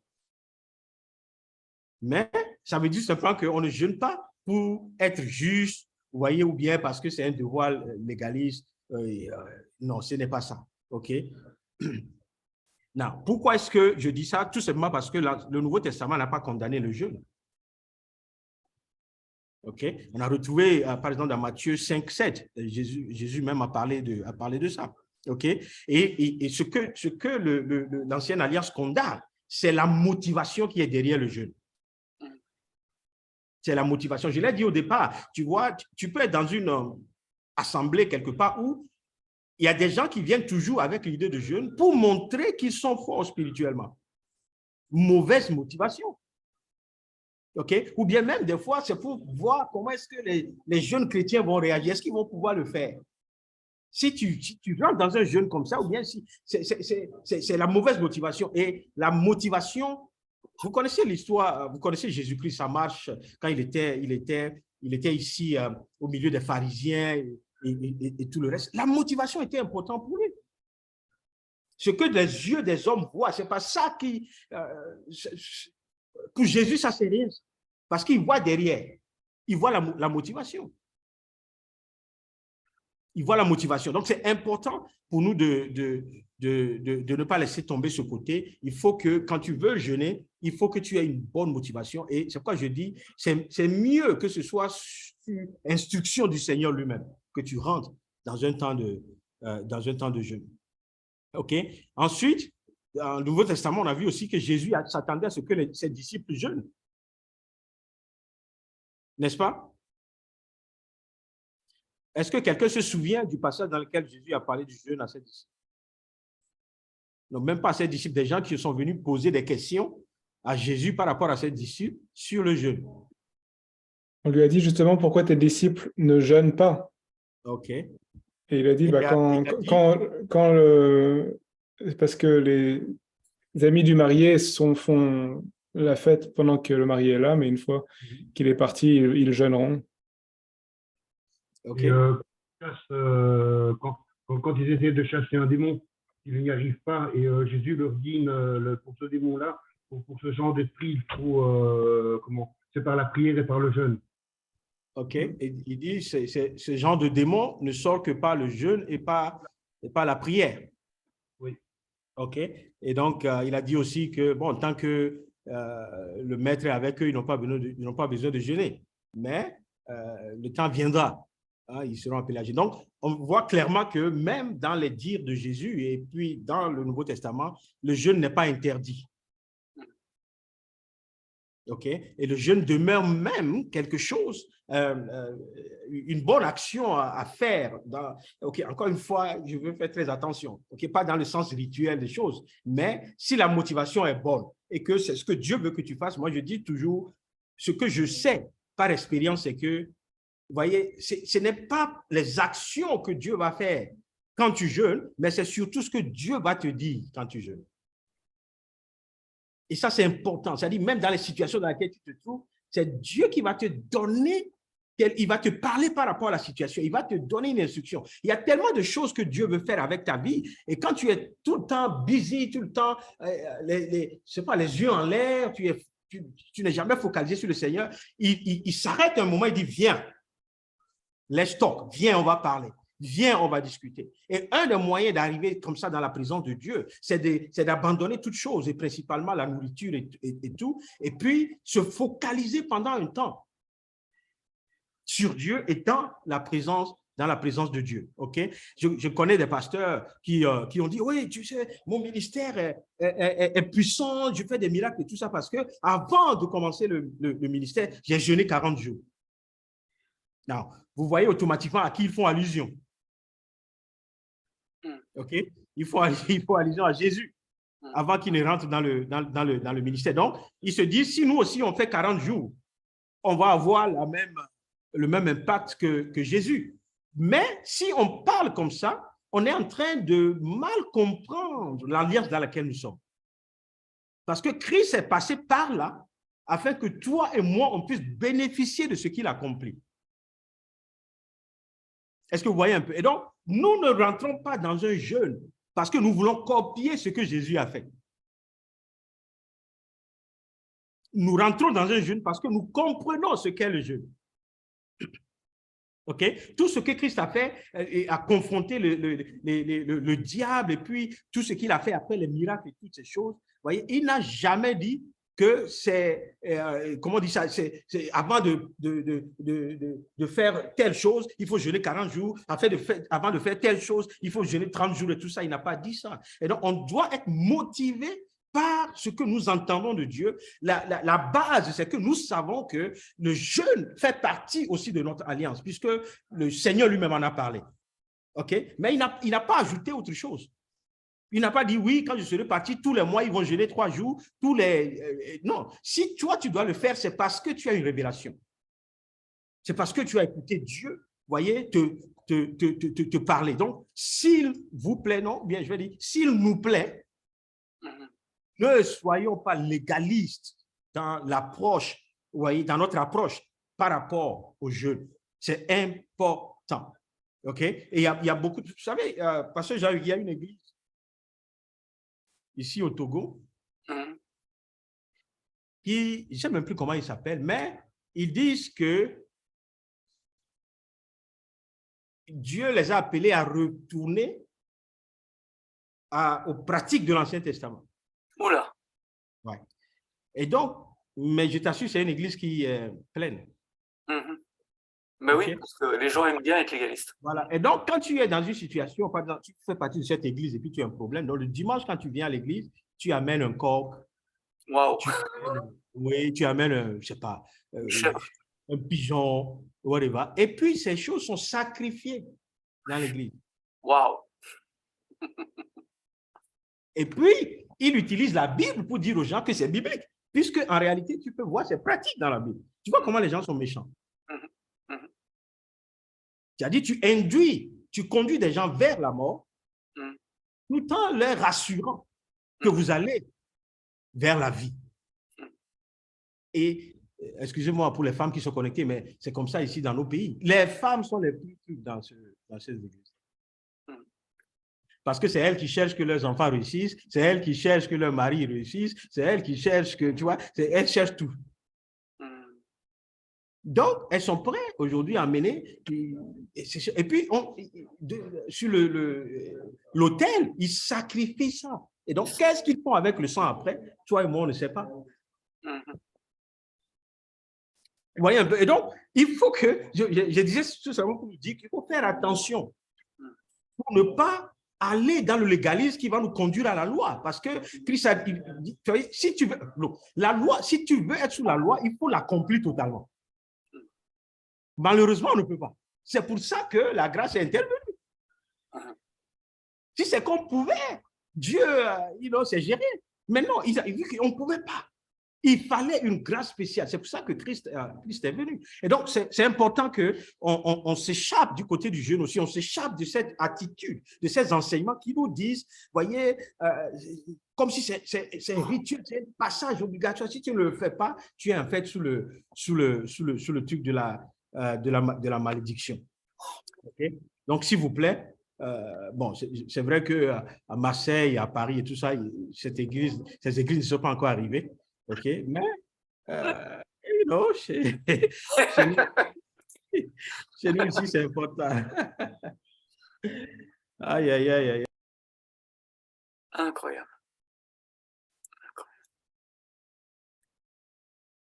Mets ton micro. Pasteur. OK, sorry. OK, donc ça, c'est un peu on voit que Jésus, il s'attend vraiment à ce que ses disciples jeûnent.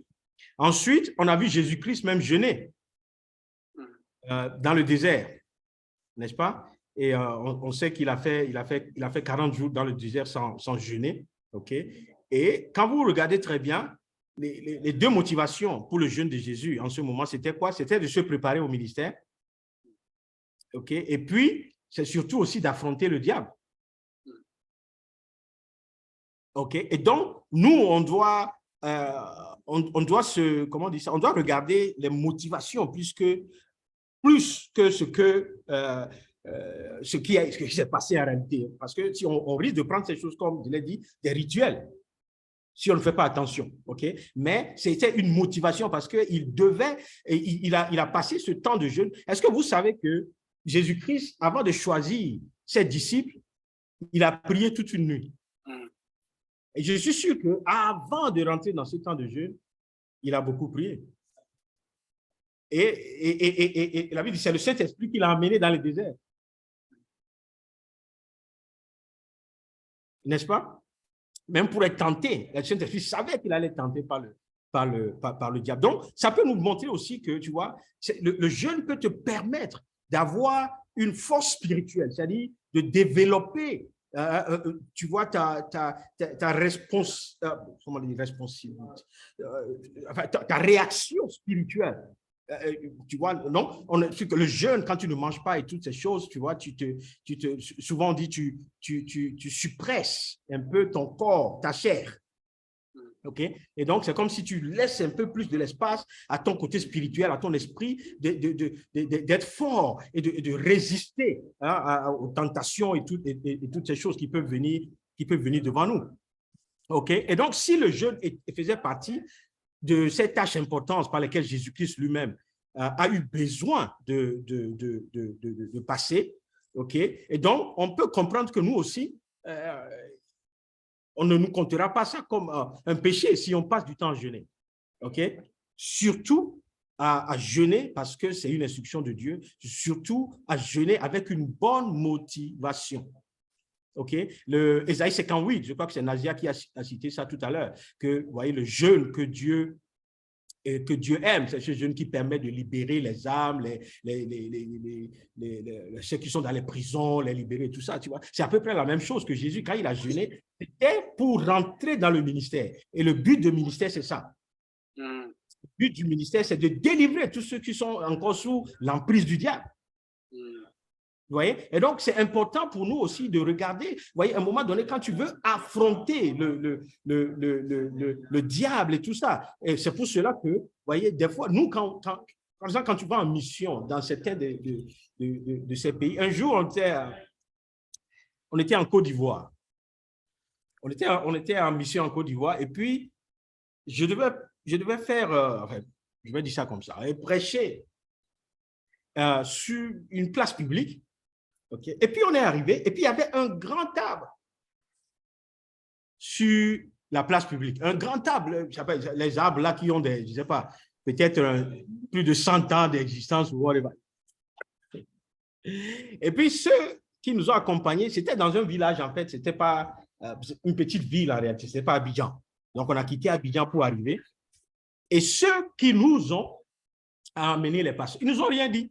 C'est maintenant qu'on est arrivé sur la place publique qu'ils nous disent que cet arbre-là, qui était là, c'était l'arbre des sorciers.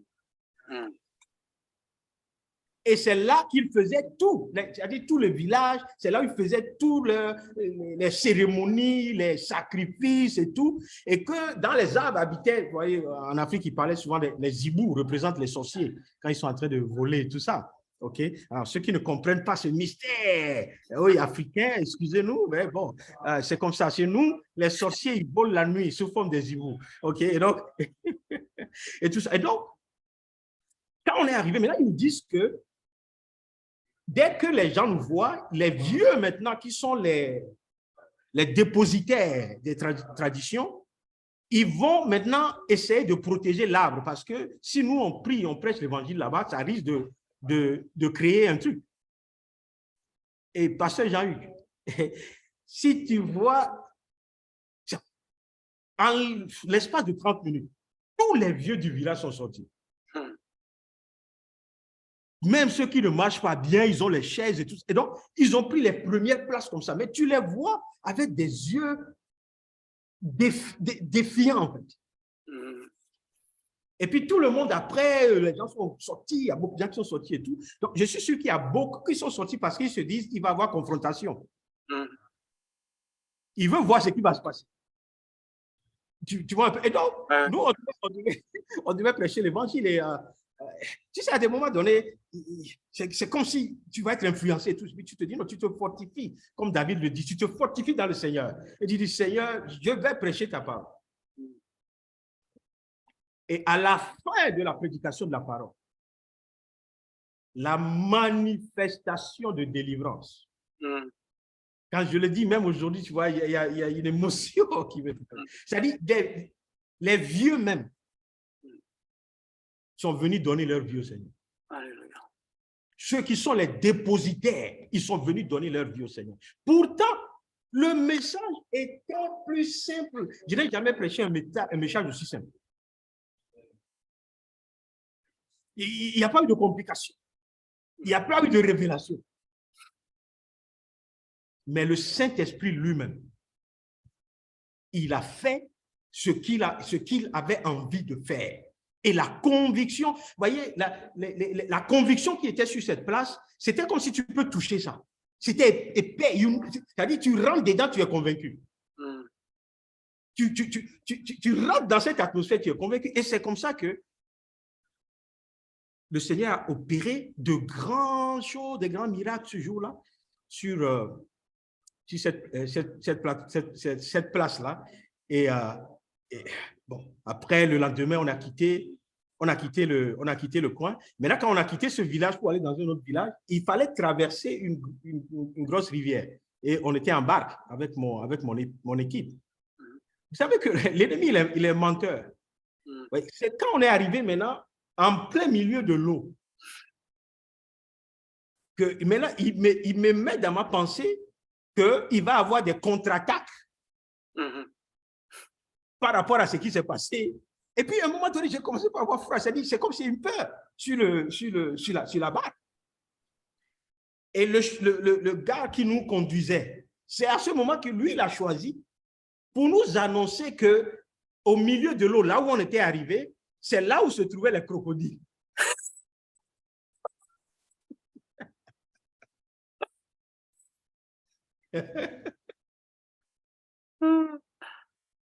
Alors, ça veut dire qu'à un moment donné, même quand l'eau venait dans la barque, tu ne peux pas bouger. Ouais, parce que, ça dit, mais dans ma pensée, l'ennemi essayait de travailler. Et donc, un instant, un moment comme ça, il y avait la sœur Henriette qui était avec nous. Je lui ai demandé, mais est-ce que tu as un chant? Et puis, elle a entonné un chant de louange et d'adoration. L'atmosphère a changé. Et puis, maintenant, c'est comme si ce qui nous attend dans l'autre village, on a déjà la victoire. Amen. Donc, ça veut dire que si tu as la victoire dans l'autre village, ça veut dire que sur l'eau, là, rien ne peut t'arriver. Puisque je dois arriver à l'autre rive.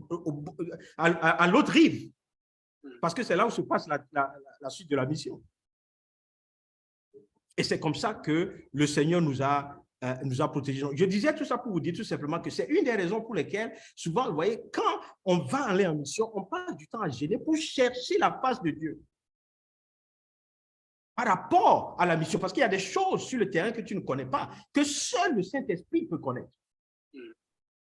Parce qu'il est celui qui sonde dans les profondeurs de Dieu, c'est celui qui sonde toutes choses, c'est celui qui peut nous communiquer le cœur de Dieu par rapport à la mission. Est-ce que vous voyez un peu? Maintenant, ça ne doit pas se passer seulement pour les missions. Ça doit se passer partout où on est. Il y a des moments où tu jeûnes pour savoir qu'est-ce que Dieu dit, pour te préparer à la suite, comme Jésus-Christ appelle ici, pour se préparer au ministère. OK? Mais partout où il y a ministère, il y a aussi opposition. Je ne sais pas si quelqu'un n'a jamais réalisé ça. Quand il y a ministère, il y a opposition. S'il n'y a pas opposition, ça veut dire que le diable a été finalement détruit complètement. Mais non, il est là, il rôde comme un lion, cherchant qui dévorait. OK? Et donc, il y a des victoires comme ça qu'on a parce qu'on s'est rapproché de Dieu, on est connecté au cœur de Dieu, on a reçu de Dieu par rapport à la situation que nous allons traverser ou bien même dans la situation dans laquelle nous sommes. OK? Et donc, bon, encore une fois, je parlais de Jésus dans le désert, et puis son temps de jeûne, la connexion avec le Saint-Esprit. La Bible dit qu'il était rempli de l'Esprit, OK? Et puis la puissance de l'Esprit. Et donc, c'est important pour nous, c'est un exemple pour nous. Ensuite, en quittant Jésus, on peut parler de l'Église primitive. C'est-à-dire, quand Christ est parti, l'Église est née à Pentecôte. Et donc, cette Église qui, avec les apôtres, comme leader, et cette Église primitive, aussi jeûnait. OK? On peut le voir dans Actes des Apôtres.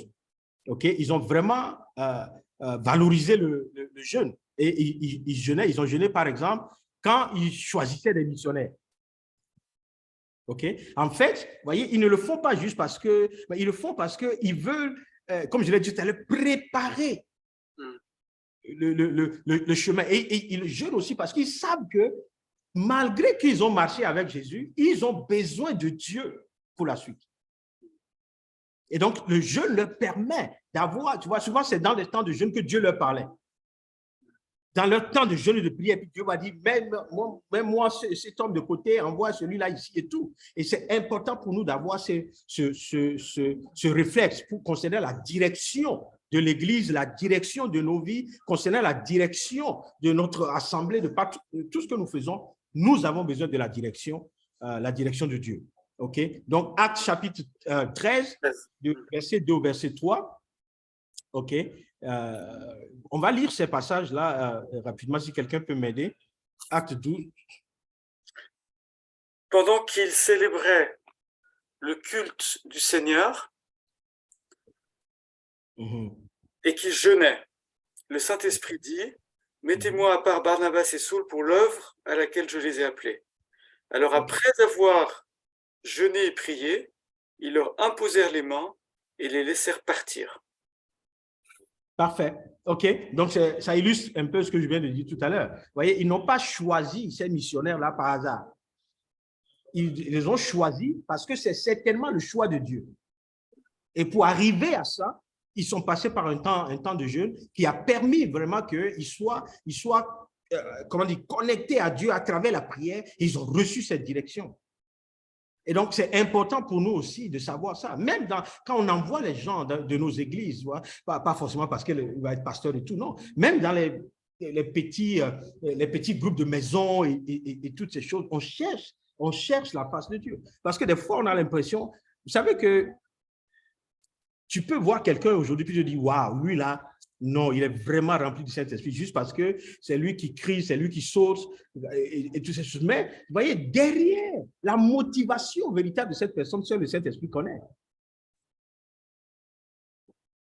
Seul le Saint-Esprit connaît. Des fois, je vous ai raconté cette histoire du Congo où on était, j'avais visité une église, c'est une grande église en fait. Et puis, à la fin, je causais avec le pasteur, et puis il y a certains d'autres pasteurs qui sont arrivés, qui font partie de la même dénomination, de la même... et puis, on est en train de causer. Et puis, bon, comme nous, on est toujours porteurs de formation, tu ne peux pas causer avec nous sans qu'on te pose la question. Comment vous êtes préparé à votre truc et tout. Et puis, il y a un des pasteurs qui me dit, mais lui, il n'a jamais eu de formation. Que l'Église a commencé des temps d'évangélisation dans les bourgs éloignés, les villages et tout ça. Et donc, quand ils vont comme ça sur le terrain, ils font des évangélisations, il y a beaucoup d'âmes qui se gagnent. Et comme ils ne peuvent pas demander à ces âmes-là de venir à Kinshasa, qu'est-ce qu'ils font? Ils démarrent une église. OK? Donc, maintenant, le pasteur, il regarde au milieu de cette équipe d'évangélisation et puis il dit, toi, j'ai remarqué que au moins depuis une année, tous les mardis, tu viens à la prière. Donc, tu deviens pasteur de cette église. OK? Il regarde et puis il dit, toi, j'ai remarqué que tu ne viens jamais en retard à l'église. Donc, tu es pasteur. Donc, ils deviennent pasteurs par défaut. C'est-à-dire, il n'y a personne d'autre. Aucune formation, rien du tout. Et donc, le jour-là, je prêchais sur les disciples-là et puis les types de formation qu'on faisait. Donc, ils étaient tellement... Ils voulaient ça en réalité. Parce que ça peut les aider dans leur marche. Est-ce que vous voyez un peu? Et donc, c'est important de comprendre que même d'envoyer quelqu'un, c'est des temps de prière qu'on doit faire. On ne peut pas prendre... C'est-à-dire, on ne peut pas compter sur ce que nous voyons de nos yeux. OK? Donc, par exemple, ce pasteur-là, il voit simplement des gens qui sont très sérieux à l'église. Il dit, tu peux devenir pasteur. Mais ça peut être peut-être quelqu'un que Dieu n'a pas choisi pour cette œuvre. Mais quand bien je comprends la motivation du pasteur, c'est qu'une église est née, il faut faire quelque chose. Il faut faire quelque chose. Comme lui-même ne peut pas rester dessus, il faut trouver quelqu'un qui ressemble à quelqu'un de plus mature ou bien de plus spirituel dans le groupe et puis le laisser là-bas. OK? Mais bon, à la fin, ça a été fait et la mission nous revient à nous qui avons la capacité d'aller former ces hommes et ces femmes. OK. Et puis le deuxième passage, Actes chapitre 14, verset 23. Actes 14, verset 23. ils firent nommer pour eux des anciens dans chaque église, et après avoir prié et jeûné, ils les recommandèrent au Seigneur en qui ils avaient cru. OK? Donc, on voit aussi ici que le jeûne a fait partie du processus de nommer les anciens et de les laisser, vous voyez, gérer les églises en termes de leadership. OK? Et puis, ils ont aussi jeûné, peut-être qu'on ne va pas lire ça, ils ont aussi jeûné, on va lire ça, 2 Corinthiens chapitre 6, verset 5, ils ont aussi jeûné dans le cadre de leur ministère.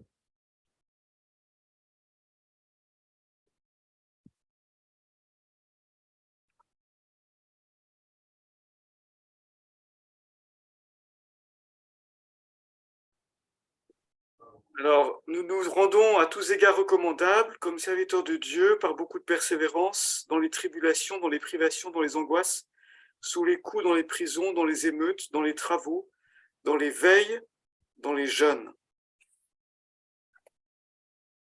OK? Et donc, c'est important pour nous de comprendre que, vous voyez, on doit faire des jeûnes volontaires. Encore une fois, je le répète, les jeûnes ne sont plus forcément des jeûnes de rituels où on doit le faire telle date, on doit le faire dans telle condition, on doit le faire ici avec tel. Non. Mais dans nos propres ministères, même dans nos vies privées et professionnelles, tu vois, il y a des moments où on doit jeûner pour savoir le cœur de Dieu par rapport à ce qu'on est en train de faire. Vous voyez, on doit chercher Dieu, on doit toujours être en contact avec Dieu. Et on voit dans tout le Nouveau Testament que le jeûne fait partie de ces outils, je vais dire ça comme ça, dont on dispose, qui nous permet vraiment de rentrer en relation plus intime, plus forte avec le Seigneur. OK, donc c'est un peu les différents types de jeûnes qu'on voit dans le Nouveau Testament. On va aller très vite maintenant. OK, on va regarder ce que le jeûne n'est pas. OK, d'abord, le jeûne n'est pas, comment on dit, de l'ascétisme, c'est-à-dire ce n'est pas une forme d'abstinence. OK, une forme d'abstinence, des plaisirs sexuels et de tout ça, parce que souvent on mélange tout ça. OK, ce n'est pas une privation, comme on le dit tout à l'heure, juste pour de nos propres plaisirs et tout ça. Mais on regarde, est-ce qu'on peut lire Colossiens 2, 23?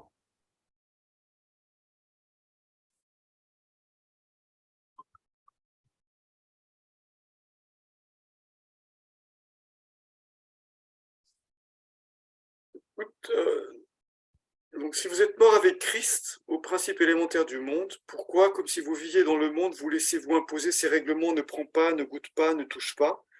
Toutes ces choses vouées à la corruption par l'usage qu'on en fait, il s'agit de préceptes d'enseignement humain qui ont, il est vrai, une apparence de sagesse en tant que culte volontaire, humilité et rigueur pour le corps, mais qui ne méritent pas l'honneur et contribuent à la satisfaction de la chair. OK, donc ce passage est assez clair. Vous voyez, si on est déjà mort, vous voyez, en Christ par rapport à ces choses, ces choses ne doivent plus devenir pour nous, tu vois, on ne doit pas substituer le jeûne à ces idées ascétiques d'ascétisme, je veux dire, de renoncement à telle chose, à tel abus et toutes ces choses. Ce n'est pas ça le principe, le principe de jeûne. Mais on est appelé à se débarrasser de certaines choses par l'Esprit de Dieu qui habite en nous. Okay? On doit faire, ce n'est pas des choses qui, ce n'est pas l'objectif que nous devons donner au jeûne. Le jeûne, ce n'est pas ça. Okay? Le jeûne n'est pas aussi l'auto-mortification. OK? Et donc, le jeûne n'est pas quelque chose qui nous, je vais dire, qui nous retient d'aller vers la chair. On dit, oh, OK, parce que j'ai un penchant pour telle chose. Et tout ça, je vais gêner et tout ça. En réalité, ce n'est pas ça. Ce n'est pas pour ça que le jeûne existe. OK? Vous savez que la Bible dit que si tu marches par l'esprit, tu n'accompliras pas les choses de la chair. OK? C'est sur ces choses-là, c'est sur ce plan-là qu'on doit travailler, on doit marcher par l'Esprit de Dieu. Le jeûne, c'est autre chose, ce n'est pas de l'automortification. Je l'ai dit, c'est pas je dis quand tu jeûnes et puis tu ne cherches pas Dieu, en réalité, tu fais un diet. Comment on dit diet en français? Régime. Un régime, voilà. Tu es en train de faire un régime. Ah, si tu fais un jeûne, tu peux faire un bon jeûne de 40 jours, mais si tu ne cherches pas Dieu, tu ne parles pas avec Dieu, tu ne reçois pas de Dieu, à la fin, tout le monde peut faire ça. Tout le monde peut faire un régime. Même les gens qui ne connaissent pas Dieu, ils font des régimes tout le temps. OK? Et donc, ce n'est pas pour ça que Dieu nous a appelés.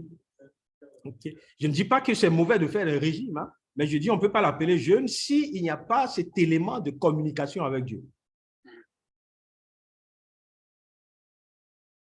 OK? Et puis, le jeûne aussi n'est pas une forme d'automérite.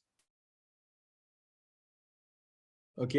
C'est-à-dire qu'on ne peut pas penser que c'est quand on jeûne, automatiquement, on va recevoir une faveur, une grâce de la part de Dieu, on va être plus que les autres, OK? Non, toutes ces choses nous ont été données gratuitement, je vous en prie. La grâce de Dieu est donnée gratuitement. Personne ne peut acheter la grâce de Dieu. Puisque la grâce nous est donnée à travers le prix ultime qui a été payé par Jésus. Et pour nous, tu vois, il n'y a rien que tu puisses faire. C'est-à-dire, si un jour, tu arrives à jeûner tellement que par ton jeûne, tu mérites la grâce, je ne sais pas. Ça doit être peut-être... ça doit être peut-être 2000 ans de jeûne d'Esther. Quand tu auras fini ça, là, oui, tu peux dire, ouais, par mon jeûne, je dois avoir ça. Je dois avoir la faveur et la grâce de Dieu. Si tu peux arriver. Même ça, vous comprenez un peu. Donc, on prend toutes les grâces qui nous sont disponibles sont une faveur. Ce n'est pas par le jeûne. Okay? Donc, le jeûne aussi n'est pas un moyen d'auto-glorification. Ce n'est pas parce que tu jeûnes que tu es plus important que quelqu'un d'autre qui n'a pas jeûné. OK? Et donc, c'est important pour nous de voir ça. Et Jésus, vous vous souvenez avec les pharisiens, il a condamné ça. Okay? Quand vous jeûnez et puis vous faites un peu le gros dos, là, oui, c'est nous qui jeûnons, on jeûne devant tout le monde, tu vois. On fait des visages qui montrent à quelqu'un qui est à 100 km que tu jeûnes. Et tout ça, ce n'est pas de Dieu. OK? Aujourd'hui, je dois quitter à 8 heures, mais je vais terminer rapidement. Now, qu'est-ce que le jeûne? On dit que le jeûne peut être bon pour des raisons de santé. Okay. Souvent, on parle de l'Occident, okay? Parce que je crois que quelqu'un l'a dit tout à l'heure, des fois en Occident, on mange, il y a tellement de nourriture qui est disponible, mais qui n'est pas forcément de la qualité en matière de santé, hein, je veux dire. OK? Et donc, je veux faire allusion à Isaïe 58. Le jeûne doit être aussi et peut être bénéficiaire à d'autres personnes. C'est-à-dire qu'on a vu en Isaïe 58 où il dit, vous voyez, quand tu jeûnes, il faut maintenant distribuer ce que tu n'as pas mangé aux autres qui n'en ont pas. Ça veut dire tout simplement que le jeûne n'est pas un moyen d'économie. Mais des fois, on utilise le jeûne comme un truc d'économie. On sait qu'on ne va pas manger pendant une semaine, donc on économise tout cet argent. Non. OK. Si, par exemple, je ne sais pas, en France, combien peut coûter un petit déjeuner, un déjeuner et puis un dîner normal? Je ne sais pas, on va dire 10 €. 10 €. Les trois? Ah, allez, 15 €, va. Bah, tu rigoles, 50. Oui, non, mais attends, mais quand tu vas dans un restaurant parisien, oui. Mais... C'est peut-être un restaurant, un truc. On va prendre 25. OK. OK, 25 €. Ces 25 € là, pour un enfant ici, c'est toute sa scolarité. Voilà. Plus les fournitures scolaires. C'est-à-dire, lui, il n'a pas, Tu vois, lui, il n'a pas ça, il ne met pas les pieds à l'école. Et ça, si tu fais un jeûne de 7 jours, mine de rien, tu mets 7 enfants à l'école. Et donc, ça veut dire que ton jeûne ne t'a pas servi à une économie, mais t'a servi à libérer des gens et à bénir d'autres personnes. OK? Et donc, on a parlé du jeûne dans 2 Samuel 1, verset 11 à 12, que le jeûne aussi a une expression de chagrin et de deuil. Okay? Encore une fois, je ne veux plus tout rentrer dans l'Ancien Testament et tout le reste. OK? Mais je veux rappeler que le jeûne doit être volontaire. N'attendez pas forcément que ce soit le jeûne qui est annoncé à l'Église que vous faites. Mais ça peut être un jeûne qui vient de toi-même, de ta relation avec Dieu, et puis Dieu te parle, Dieu t'amène dans un temps de jeûne. Et tu peux jeûner aussi pour une nation. Est-ce que vous savez ça? Tu peux jeûner pour une nation.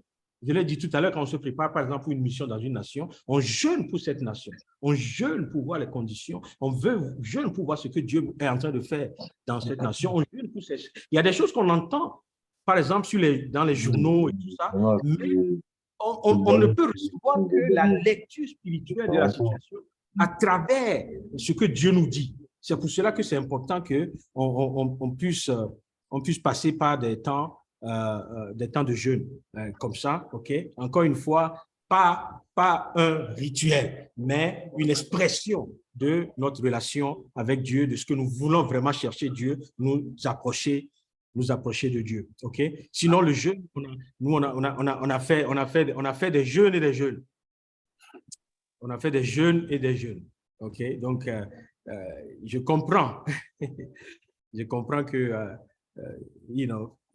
je l'ai dit tantôt, la fierté des fois quand on sort du jeûne, la fierté d'avoir jeûné, waouh! Et ça, ce n'est pas forcément l'objectif du jeûne. OK? Quand est-ce que nous devons jeûner? J'en ai parlé beaucoup ce soir de ce qu'on jeûne quand Dieu veut qu'on jeûne. OK? Et donc, ça, c'est un aspect. OK? Et donc, ça naît. Hein? Ça vous est déjà arrivé. Des fois, même tu es dans un temps, peut-être même à l'église, et puis il y a une prédication qui ne parle même pas de jeûne, et puis il y a quelque chose qui te vient que non, tu dois jeûner, tu dois passer par un temps de jeûne. Et puis Dieu il y a quelque chose qui vient de ton intérieur, qui te pousse à jeûner. Dans ces conditions, il ne faut pas résister. Il faut jeûner. Pourquoi il ne faut pas résister? Parce que même si tu as peur de jeûner, si ça vient de Dieu, l'Esprit de Dieu va t'aider à jeûner. Donc, il ne faut pas avoir peur. Il faut rentrer dedans parce que c'est certainement un rendez-vous que Dieu te donne. Et tu dois rentrer dedans. OK? Ensuite, il y a comment jeûner. Il y a quelques points pratiques qui sont ici. Commencez par de courts jeûnes d'une durée d'1 à 3 jours. OK? Ça aussi, c'est vraiment des instructions, je vais dire, occidentales. Ça se passe ici en Europe et tout. En Afrique, on s'en fout. On te prend et puis on dit 40 jours de jeûne, vas-y. OK. Bon, de l'autre côté, on a peur. Je me souviens, on a fait il y a une équipe de 3 jours. On est parti à Elim pour une conférence. Et puis, il parlait en fait de comment faire le ministère, tu vois. Et puis, non, l'orateur, il nous explique que moi, quand tu veux prier pour quelqu'un, d'abord, il ne faut pas le toucher, il faut lui demander, est-ce que je peux t'imposer la main? En Afrique, avant même que tu te lèves, on t'a déjà mis les 2 mains et puis les 2 pieds en même temps. Nous, on ne pose pas de questions.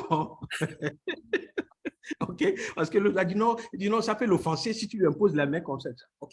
Bon, on est dans 2 cultures. Voilà, 2 cultures différentes. Bon, nous, on est un peu maintenant, on est devenu métis et ça nous dérange en Afrique maintenant parce que c'est vrai que tu vois, il y a des choses que je ne peux plus faire. Tu respectes tellement la personne que tu fais attention, est-ce que tu vois, mais normalement, l'Africain normal,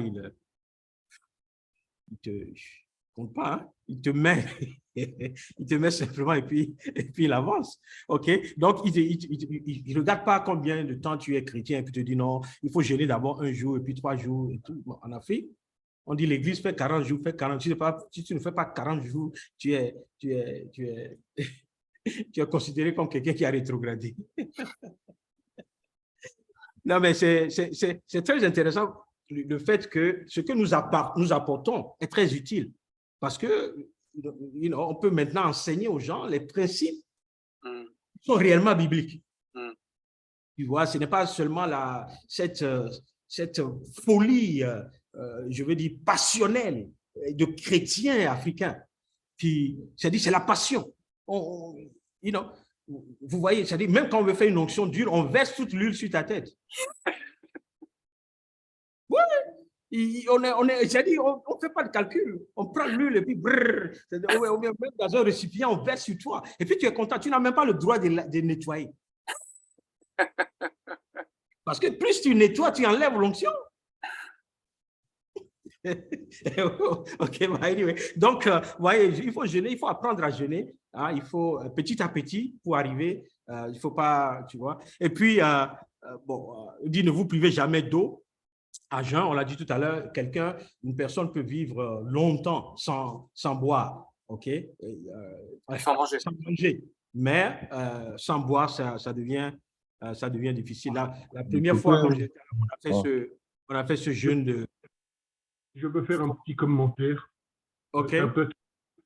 C'est peut-être un peu hors sujet, mais bon, j'ai le pasteur Jonas qui est passé il y a quelque temps chez moi et il nous a fait une onction d'huile sur nous, sur la maison, etc., enfin, sur l'appartement.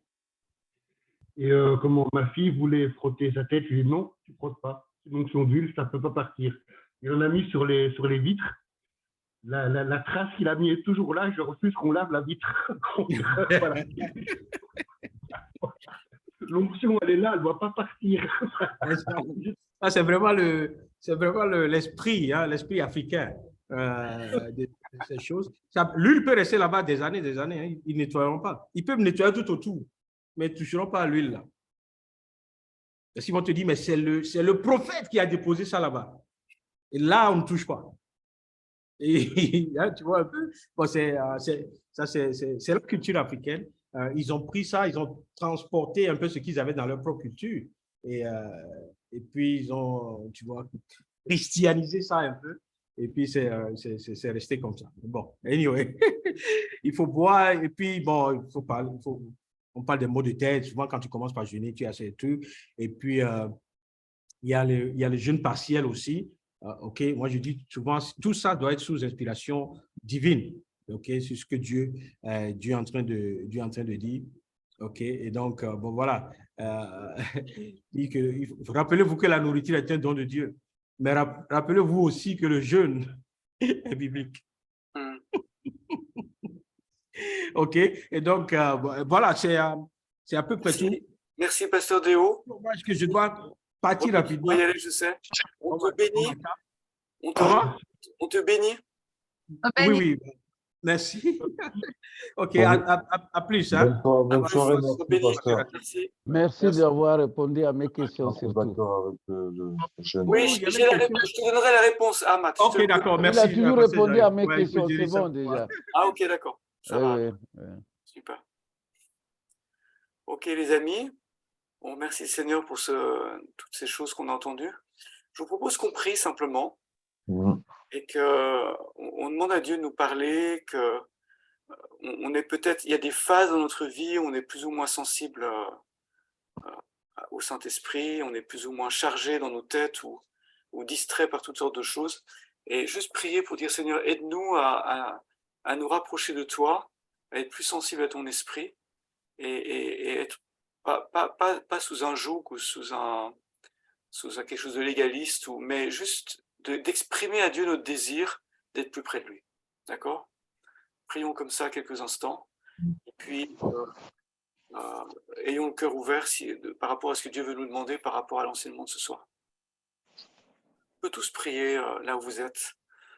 Demandons à Dieu d'être plus sensible à lui et plus proche de lui. C'est la chose la plus importante qu'on veut retenir ce soir.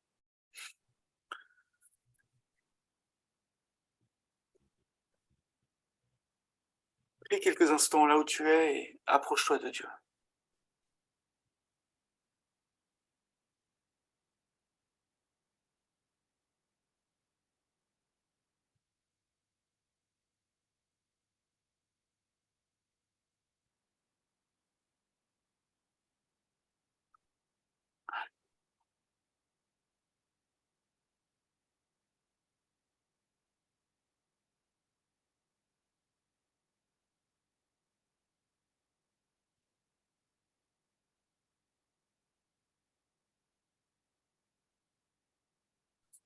Alléluia. Yeah. Amen.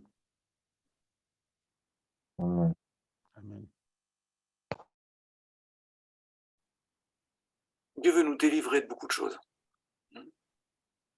Et le jeûne fait partie de ce chemin aussi. De ce chemin de délivrance de toutes sortes de choses qui nous...